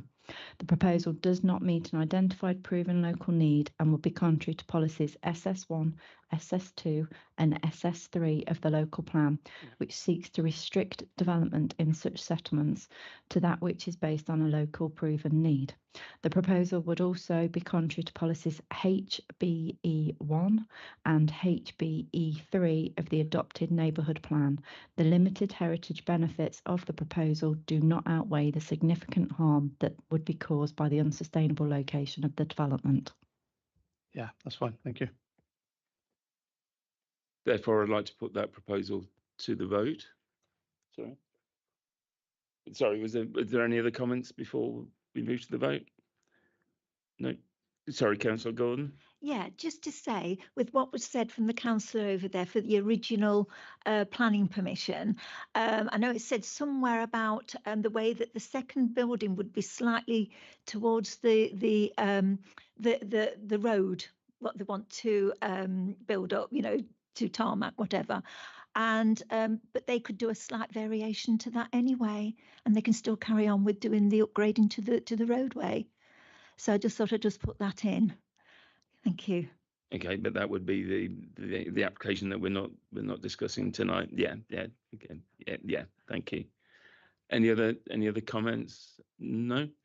In that case, I will put this to the.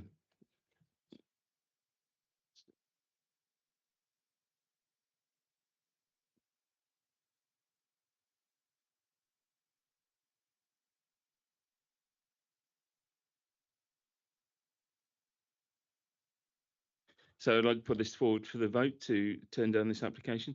Those in favour of refusing the application? Okay.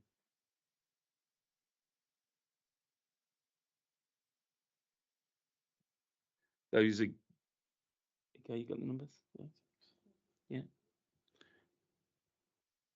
Those against?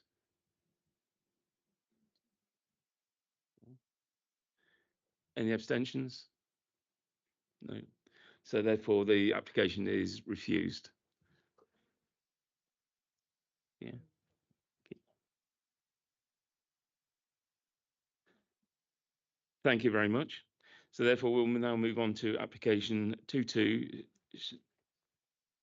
So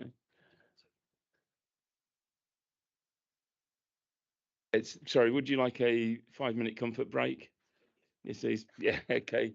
So please return at should we say yeah, 5 minutes. Yeah.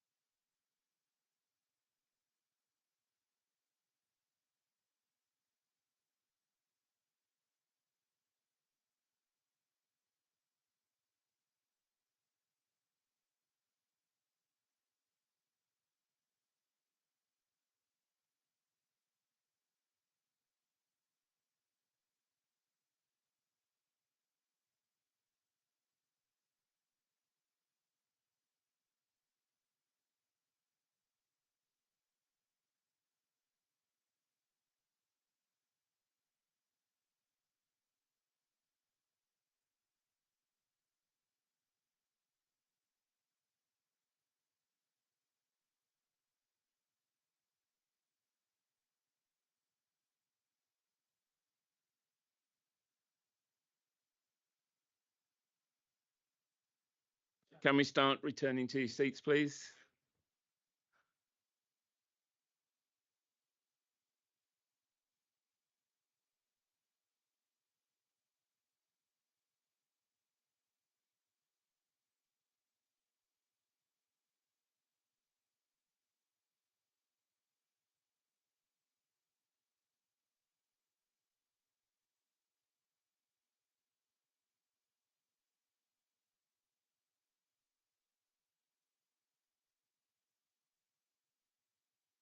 Are we all ready? Democratic Services, are you ready? So, okay, we'll now move on to application 22/00063/FUL. The land, those numbers, Castleview Road, Easthorpe. And Mark, here's all the good ones. I'll pass over to you for this presentation. Yeah, thank you, Chair. Obviously, members will be familiar with this application, with it being presented to you back in May, when it was deferred to establish the legality of an agricultural tenancy claim relating to the site.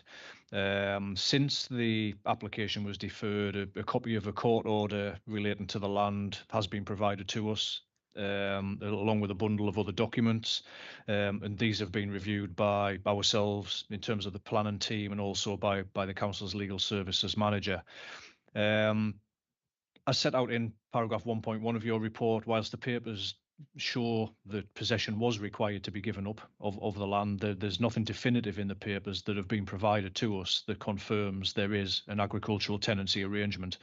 The relevance of this in terms of the validation of the application is obviously to ensure that anyone with an interest in the land is made aware of the application and therefore has the opportunity to comment on the application and engage in the planning process. The third party are aware of the application clearly, having commented on it and having commissioned a representative to speak on their behalf at the last committee meeting.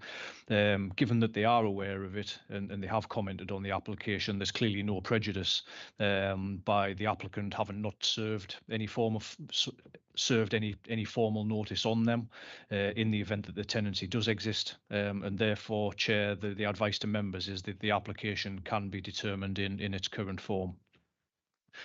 Just by way of a quick update on this one before we come on to the presentation, Chair, following concerns raised by some members at the last meeting, and since publication of the report, we have revisited the wording of conditions, particularly in relation to the site access and the ability or the ability to prevent vehicles reversing out onto the A52. So to address those points, Chair, we do recommend an additional condition, and what I will do is just read that out in its entirety at the moment, so that members are clear in terms of the wording that we're proposing to include, should you be minded to approve the application tonight. The wording, Chair, would be that no gates or other form of enclosure shall be erected at the entrance to the site from the A52, and turning facilities for all vehicles, inclusive of construction, refuse and delivery vehicles, to allow such vehicles to access from and exit onto the highway in a forward gear shall be provided within the site in accordance with details which have first been submitted to and approved in writing by the local planning authority before development commences.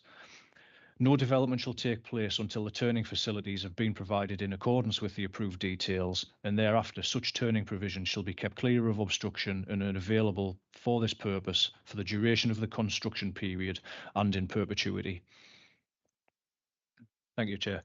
So moving on to the presentation, this slide shows the location of the application site. So it's located immediately off the A52, around about half a kilometre southeast of Bottisford and 0.2 of a kilometre south of Easthorpe. It's triangular in shape, as you can see there, sitting in the open countryside, and it's around about half a hectare in size. If we just move on to the next slide, this sets out the key components of the proposal. So the application is seeking the change of use of the land to accommodate 2 gypsy and travellers pitches. The combined amount of development across those 2 pitches would be 2 mobile homes, a maximum of 3 touring caravans and a shared utility block, which would provide kitchen, dining and bathroom facilities for the occupants of the site. As part of the proposal, there are also off-site highway improvement works proposed on the A52, which would facilitate safe access to the site in line with advice provided by National Highways. Stage 1 road safety audit has also been undertaken and submitted relating to those off-site highway works, and that has confirmed that, subject to the works being completed ahead of the development becoming operational, there wouldn't be a highway safety issue arising from the proposal.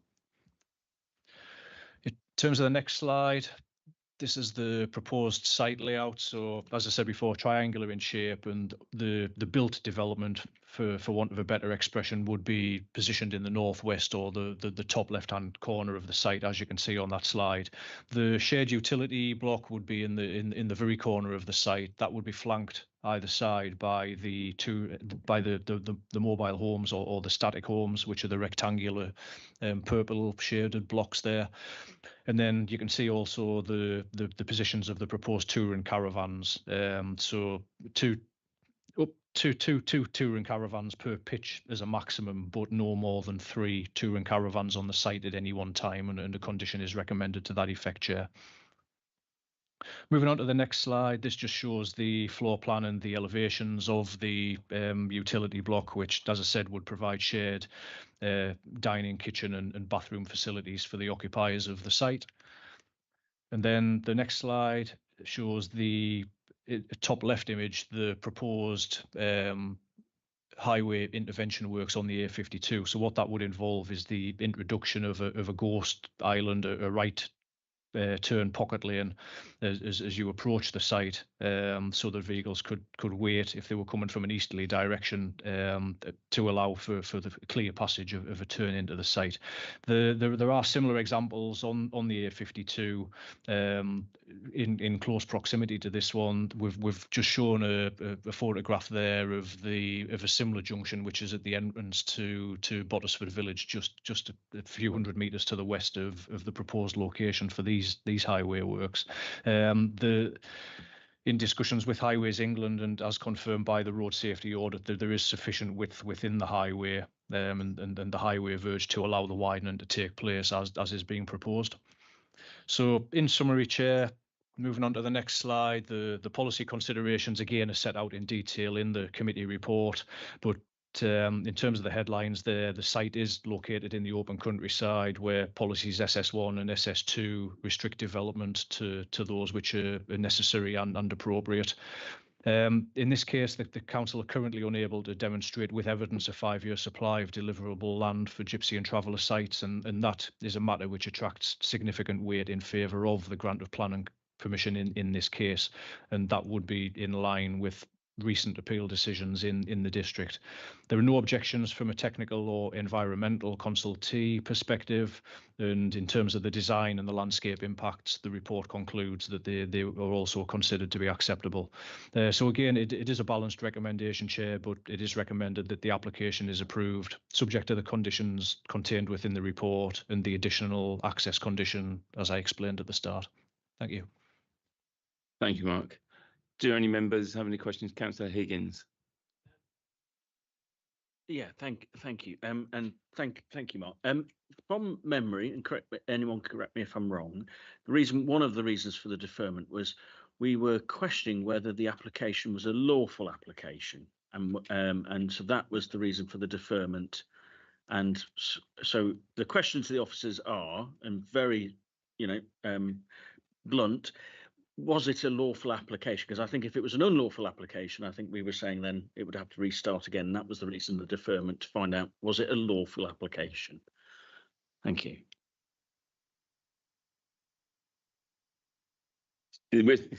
Don't fight. Tom. Thank you. It's as Mark said. So, in accordance with 1.1 and 1.2 of your report, we've set out what the position is. We can't confirm. We're not a court of law, so we can't ascertain or determine whether that tenancy exists or not. But we are happy that it is valid because notice has been given to anybody that we think might have an interest in any event. So, regardless of the fact that the notice hasn't been served, the third party are aware of this. They've been able to engage with the process. So, we're happy as officers that it is a valid application as far as we can determine. Councillor Atherton. Yes. So on the plan in the southwest corner, there's a public footpath that cuts the corner of the compound.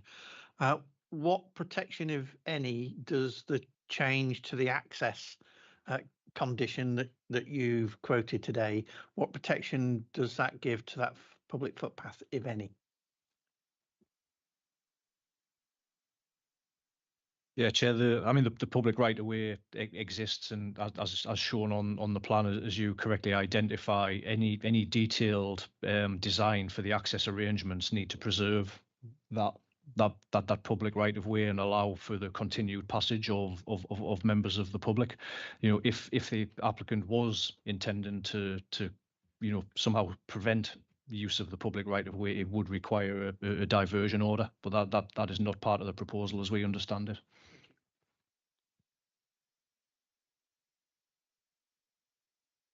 Councillor Gordon. Yeah, I'm happy with what you said about the site not being illegal. But further down the line, if somebody does come up and say, you can't do this, it belongs to me, what would happen then if it goes through? What would happen? Tom? So it's probably just worth going back to sort of one of the fundamentals of planning law. So any person can apply for planning permission on any land. So I could apply to build something in my neighbour's garden. It doesn't mean that I can physically do it. It doesn't give me the right or the permission to then go and be able to do that. So those private law matters still exist. So if there is some sort of tenancy, something that prevents that, that would still be the case. But all we're looking at today is the actual planning application and the merits of that planning application. I'll ask for one question for clarification then. Just on the condition, because obviously the road safety is the ultimate importance on this one. The Ghost Island that we talked about, just to add to the extra bit of that is that nothing, I think the way the condition is raised at the moment, nothing can happen on the actual site until all of that road work, the Ghost Island, the widening, etc., is complete and paid for by the applicant. Does that match the conditioning? Yeah. Yes, that's correct, Chair. Condition 10.8 in the report is clear that the development cannot be commenced until such time as the highway works have been agreed and implemented in full by the applicant. And that would include the changes we've made to the entranceway. So nothing would be able to start on the entranceway until the road had been completed. Yeah, that's right, Chair. The additional condition which I read out at the start, that also requires the surfacing and the provision of turning facilities within the site before any development is allowed to commence. Councillor Pritchett. Yeah, for the record, Mark, can you agree with me that we've moved on a year or two since the Traveller Liaison Officer made their representation, and that the child will be 2 or 3 years older, possibly secondary school, and the guidance for plan making includes schools and infrastructure. Can you agree with me that it's somewhat limited in this application, the scope of that work?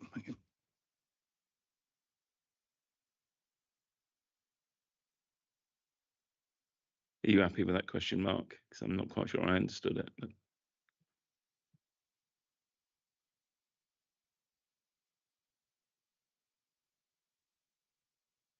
Yeah, Chair. I mean, certainly the first part of the question, yes, I can agree that, the comments of the, Traveller Site and Liaison Officer were submitted in March 2022. So it's 2 years ago, and members clearly need to have account of that.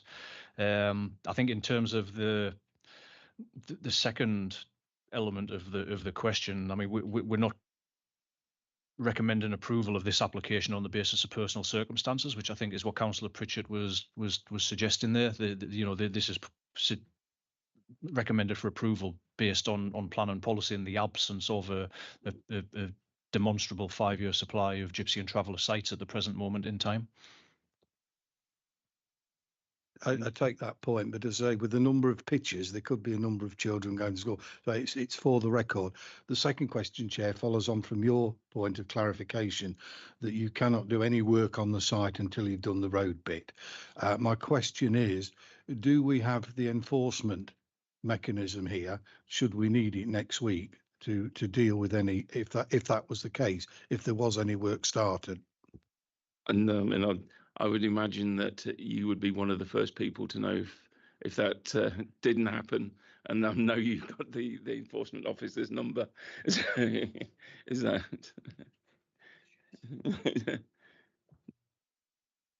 Like to add anything further to that?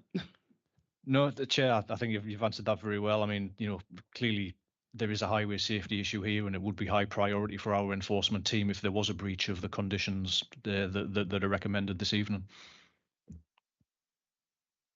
Thank you very much for that.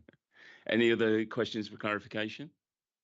No. In that case, then I'd like to call the only speaker on this case, which is Mr. Ben Wills. Thank you for coming along this evening, and thank you for being the lonely one left at the end. As before, you have 2 minutes. Get 30-second warning towards the end. If you could start closing at that point, please continue when you're ready. Thank you. The agricultural tenant's lawyer has supplied evidence to demonstrate that the applicant was removed from the land in question when he unlawfully took occupation, the courts returning occupation to the tenant. What more is required to demonstrate a tenancy? In the planning report, section 7.19 remains factually incorrect. It has not been updated. The front of the report has. Any tenancy renders occupation of this site in the short to medium term by the applicant unachievable due to the tenant's security of tenure and legal timescales required for the applicant to seek and recover vacant possession of the land. Immediate possession of the site is not available to the applicant, and therefore this is not a deliverable site. Policy C6 supports site that meets specified criteria. The site does not meet all of those criteria, and I do not believe it is a pick and mix policy. The planning inspector on the Plunger appeal sought to confirm that this was the most relevant policy, C6. Locals, councillors, MPs are well aware of the dangerous history associated with this road. For context, November 22, the local MP called for improvements to the incredibly dangerous road. March 20, Highways England conducted a survey of the road and proposed a scheme to improve its safety in 21, not implemented. January 23, the MP raised the same issue in Parliament. No action, no reference within any of this planning process. Recent deaths, June 24, driver killed on the A52 at Bottisford. April 24, crash victim dies after Bottisford collision. 2 fatalities in 2 months. These old and outdated reports refer to crash data from 2021. We all know how dangerous this specific section of road is. You all know how dangerous this road is. The site does not meet the criteria set out in Policy C6. The site is not free from hazards or other adverse impacts on standards of living. The site does not provide a safe and convenient access to the road network. The site is not well related to local infrastructure and services of nearby town or village. The appeal case at Plunger is distinctly different and not comparable to these circumstances. Pedestrian access by children along the A52 is not addressed anywhere in this documentation. If approved, it is essential that highways works are all completed in full before the development takes place, and surely a Section 106 agreement would be more appropriate in these circumstances, given the significant cost of these highways works. Is this site deliverable, given the significant works required to the A52? Will the cost render it unviable economically? Has this been considered? Is it deliverable? A more suitable and deliverable and safe site would be much more appropriate and in the best interest of both the applicant and their family. We'd ask that the Planning Committee does what it's elected to do, take account of local issues. Local government and the planning authority will have, in our opinion, failed the applicant and their family if this application is approved. Thank you very much. Thank you very much for your speech. I'd like to ask if any members have any questions of the speaker. Councillor Pritchett. Thank you very much for pointing out, in particular, the road safety issues. In respect of a deliverable site, if planning permission is given on this one, I understand that you can start up to 3 years from the date of planning permission. Is there a notice period for an agricultural lease? Yes, there is, and yes. What is the notice? This is an unwritten tenancy under the Agricultural Holdings Act 1986, which does not need to be in writing. All of the paperwork has been provided to show that. I need to make one comment to clarify that answer. The only reason the tenant who has sought possession of the land from the applicant was allowed to do that was because there was a tenancy.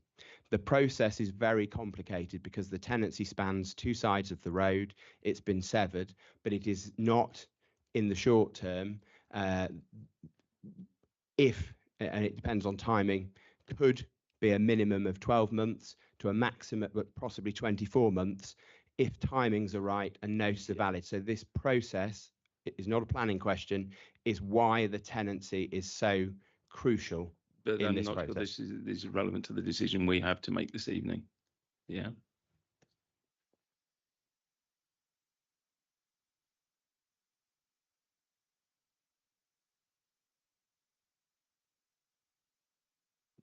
Comment on that, is that possible? Tom's passed his comment first, and which may be relevant. Yeah, Tom. Yeah, there's just a point there about the deliverability. The application, as far as I'm aware, is not linked to a person, so anybody could implement that. So anybody on the site now, if there is some sort of tenancy, they could implement this as well. So in theory, it's deliverable from day one, unless the officers say otherwise. Sorry, I stopped you making a comment. Yeah. Microphone. There's obviously been quite a lot of internal conversation about Agricultural Holdings Act tenancy, and Tim Russ of Roythorns, who provided the documents to the council, is absolutely clear that there is a tenancy. An oral tenancy does not have a part possession clause, and that is really relevant here. So recovering possession by the applicant for all of the reasons set out in that planning policy is not straightforward. This is a long way down the road. And the process has been through once to recover possession. No doubt the same process will have to be followed again. Thank you. Any further questions for clarification from what has been said? Councillor again. Okay, so we'll put that into the debate. No other question. I can see no other hands. So therefore, thank you very much for your time. So I'll open for the debate. Would you like to go first, Councillor Higgins? Yeah, the speaker spoke really well, and the reason I asked a clarification of, I thought the deferment was because we were wondering if the application was a lawful application. If it wasn't, we'd have to have started up again. And from what the speaker was just saying, just before he sat down, was saying about the tenancy agreement. Well, I don't think I'm in any doubt that exists. But from the legal point of view, from the planning law, I understand I'm not being asked about that. I'm being asked, is this application permissible, which it may not be enacted and it may be enacted, but I just want to get that clarified in my head first of what I'm being asked to decide on. Thank you. Yeah, I'm getting the nod from Tom that is correct. Yeah, and yeah, anybody else would like to enter the debate? No. Councillor Gordon. If on the off chance this does go through, I was wondering, because of the health of the chap, I was wondering in that block, I'm not sure how high it is, but I know it's got toilet facilities and a sink, but I was wondering if a shower could be put in there, because as his health deteriorates, it would make it really easier for him. That's what I was thinking. I believe it was a toilet block, so it did include a shower. It does include a shower. Yeah, sorry. Yeah. Wonderful. Thank you. Councillor Mason. Yeah, thank you, Chair.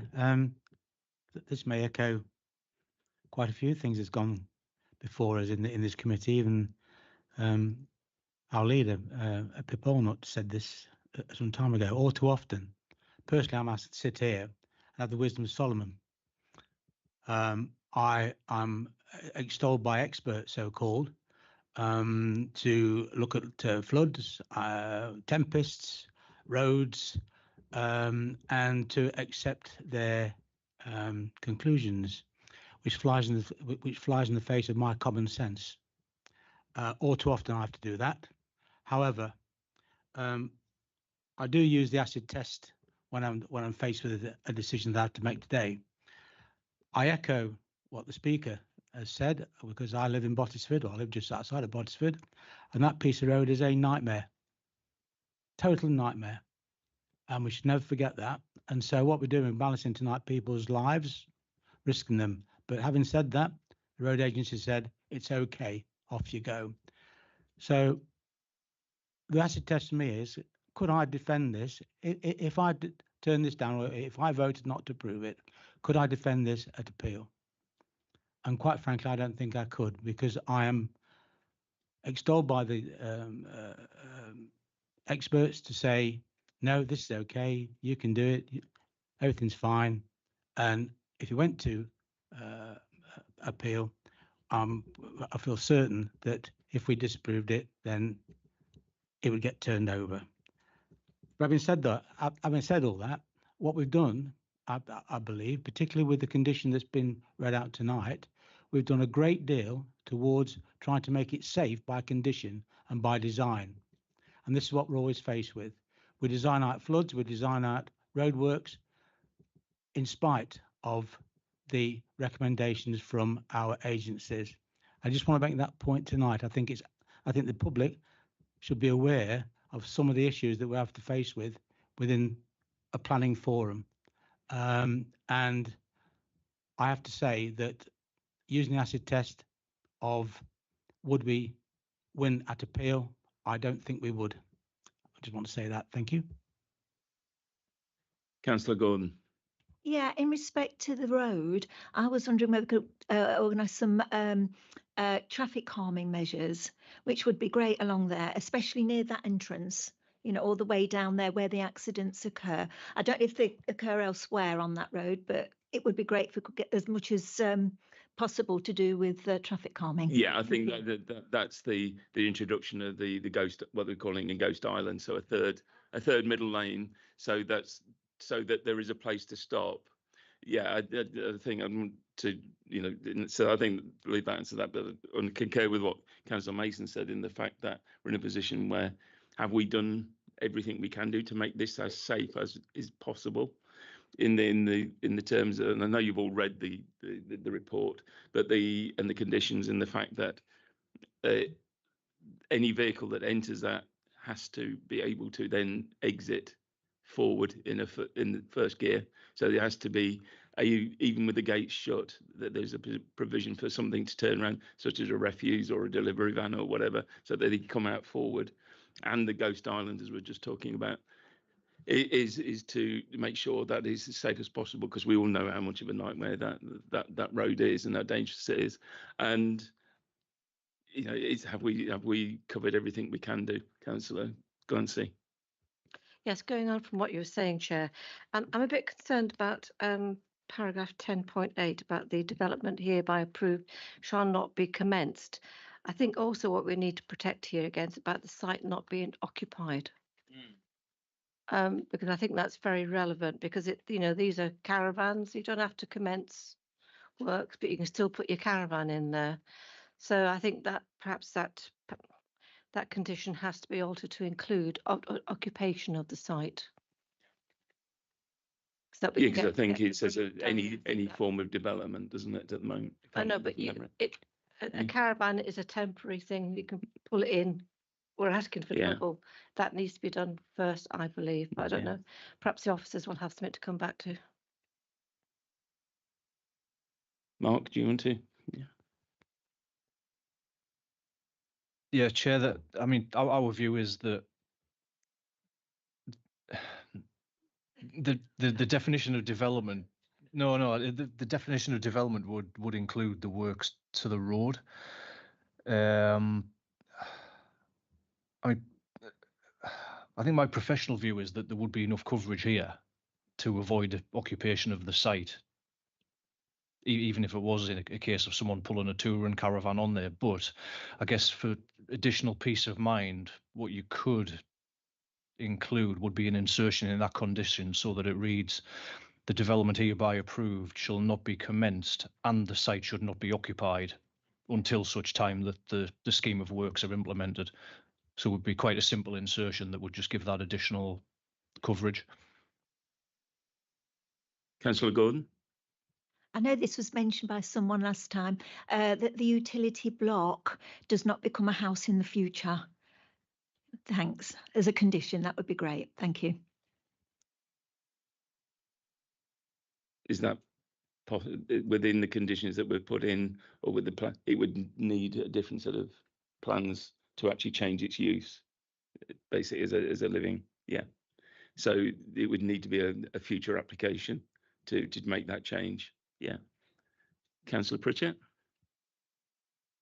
To save me saying the same thing as Councillor Mason, I just want to make the point that I echo and second every single thing that Councillor Mason said about the road and the circumstances of the appeal.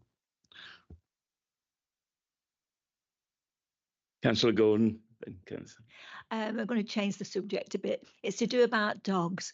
Now, because of the right of way that's going along there, if they've got a dog, it might bark and snarl, and if it's not kept under control, it might start running around. Because I know when I was on a right of way, I went by this house and they had a big Alsatian, and every time you went by, that Alsatian was unleashed and it used to run straight. Fortunately, what's on the public pathway or public right of way is separate to anything that we are able to legislate. About controlling the dog, so it no, because it is. I think it's a public. It's a. Sorry, Tom. Yeah. Yeah, I think the point is there's separate legislation that covers that to Dangerous Dogs Act and social behaviour rules, things like that. So there's other legislation. It wouldn't come under the planning remit, though.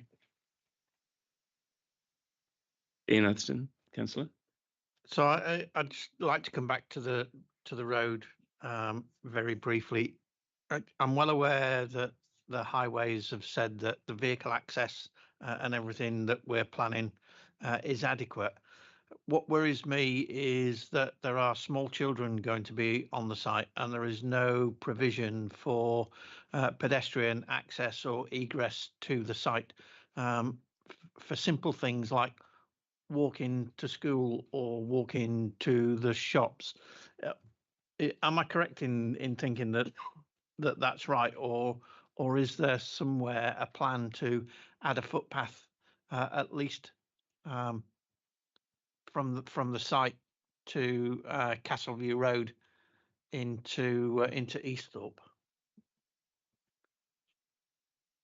Otherwise, I just fear we'll have the kids running out into the road, especially the one with learning difficulties who may not appreciate.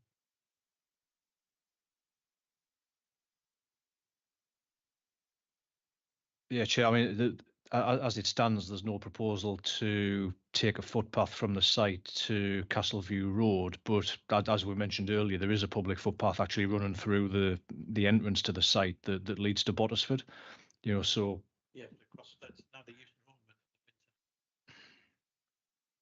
I would also put a counter view, though, that would we want to encourage people to walk along the A52, just as a counter.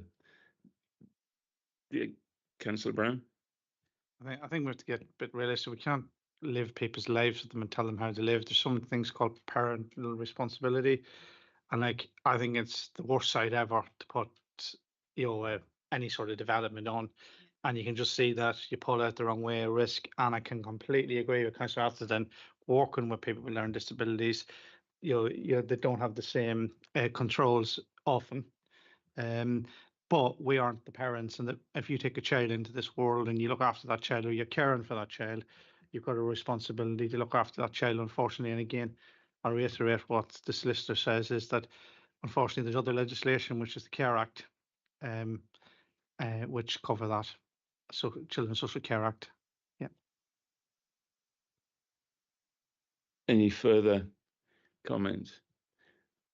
In that case, we have a recommendation to accept this application with the slightly amended condition.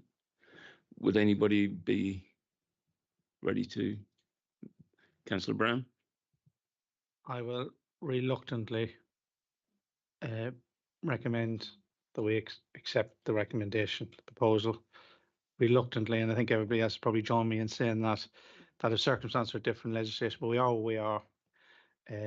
So I'll leave it at that. There's no point going on. We all know what's said, and it's on the record now, I think. Yeah. Sorry, yeah, Louise. Can I just check that just to clarify, your recommendation is subject to the conditions in the officer report, the additional conditions as set out by Mark, and also the amendment to condition 10.8 to include, and the site should not be occupied. Yeah. So sorry, I should have made that clear. It's with regards to all what the colleagues have said, is what the recommendations, etc. So thank you. Do we have anybody to Councillor Glancy? Reluctantly, yes, I'll second that. But I think we need to protect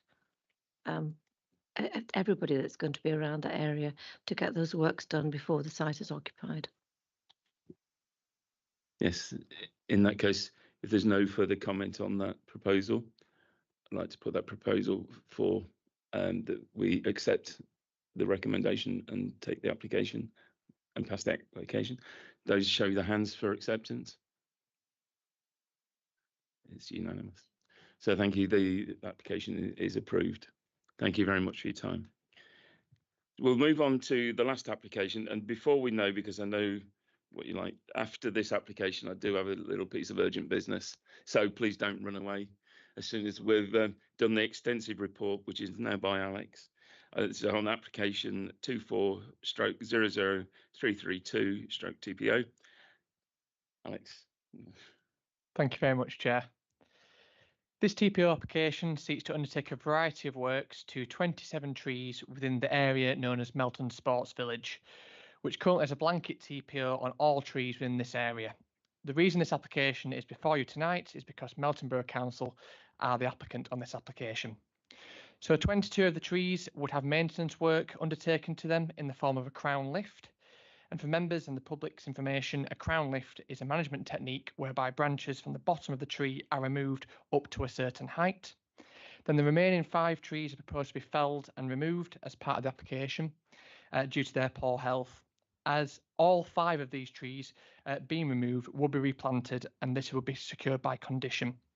Next slide, please. Next slide, please.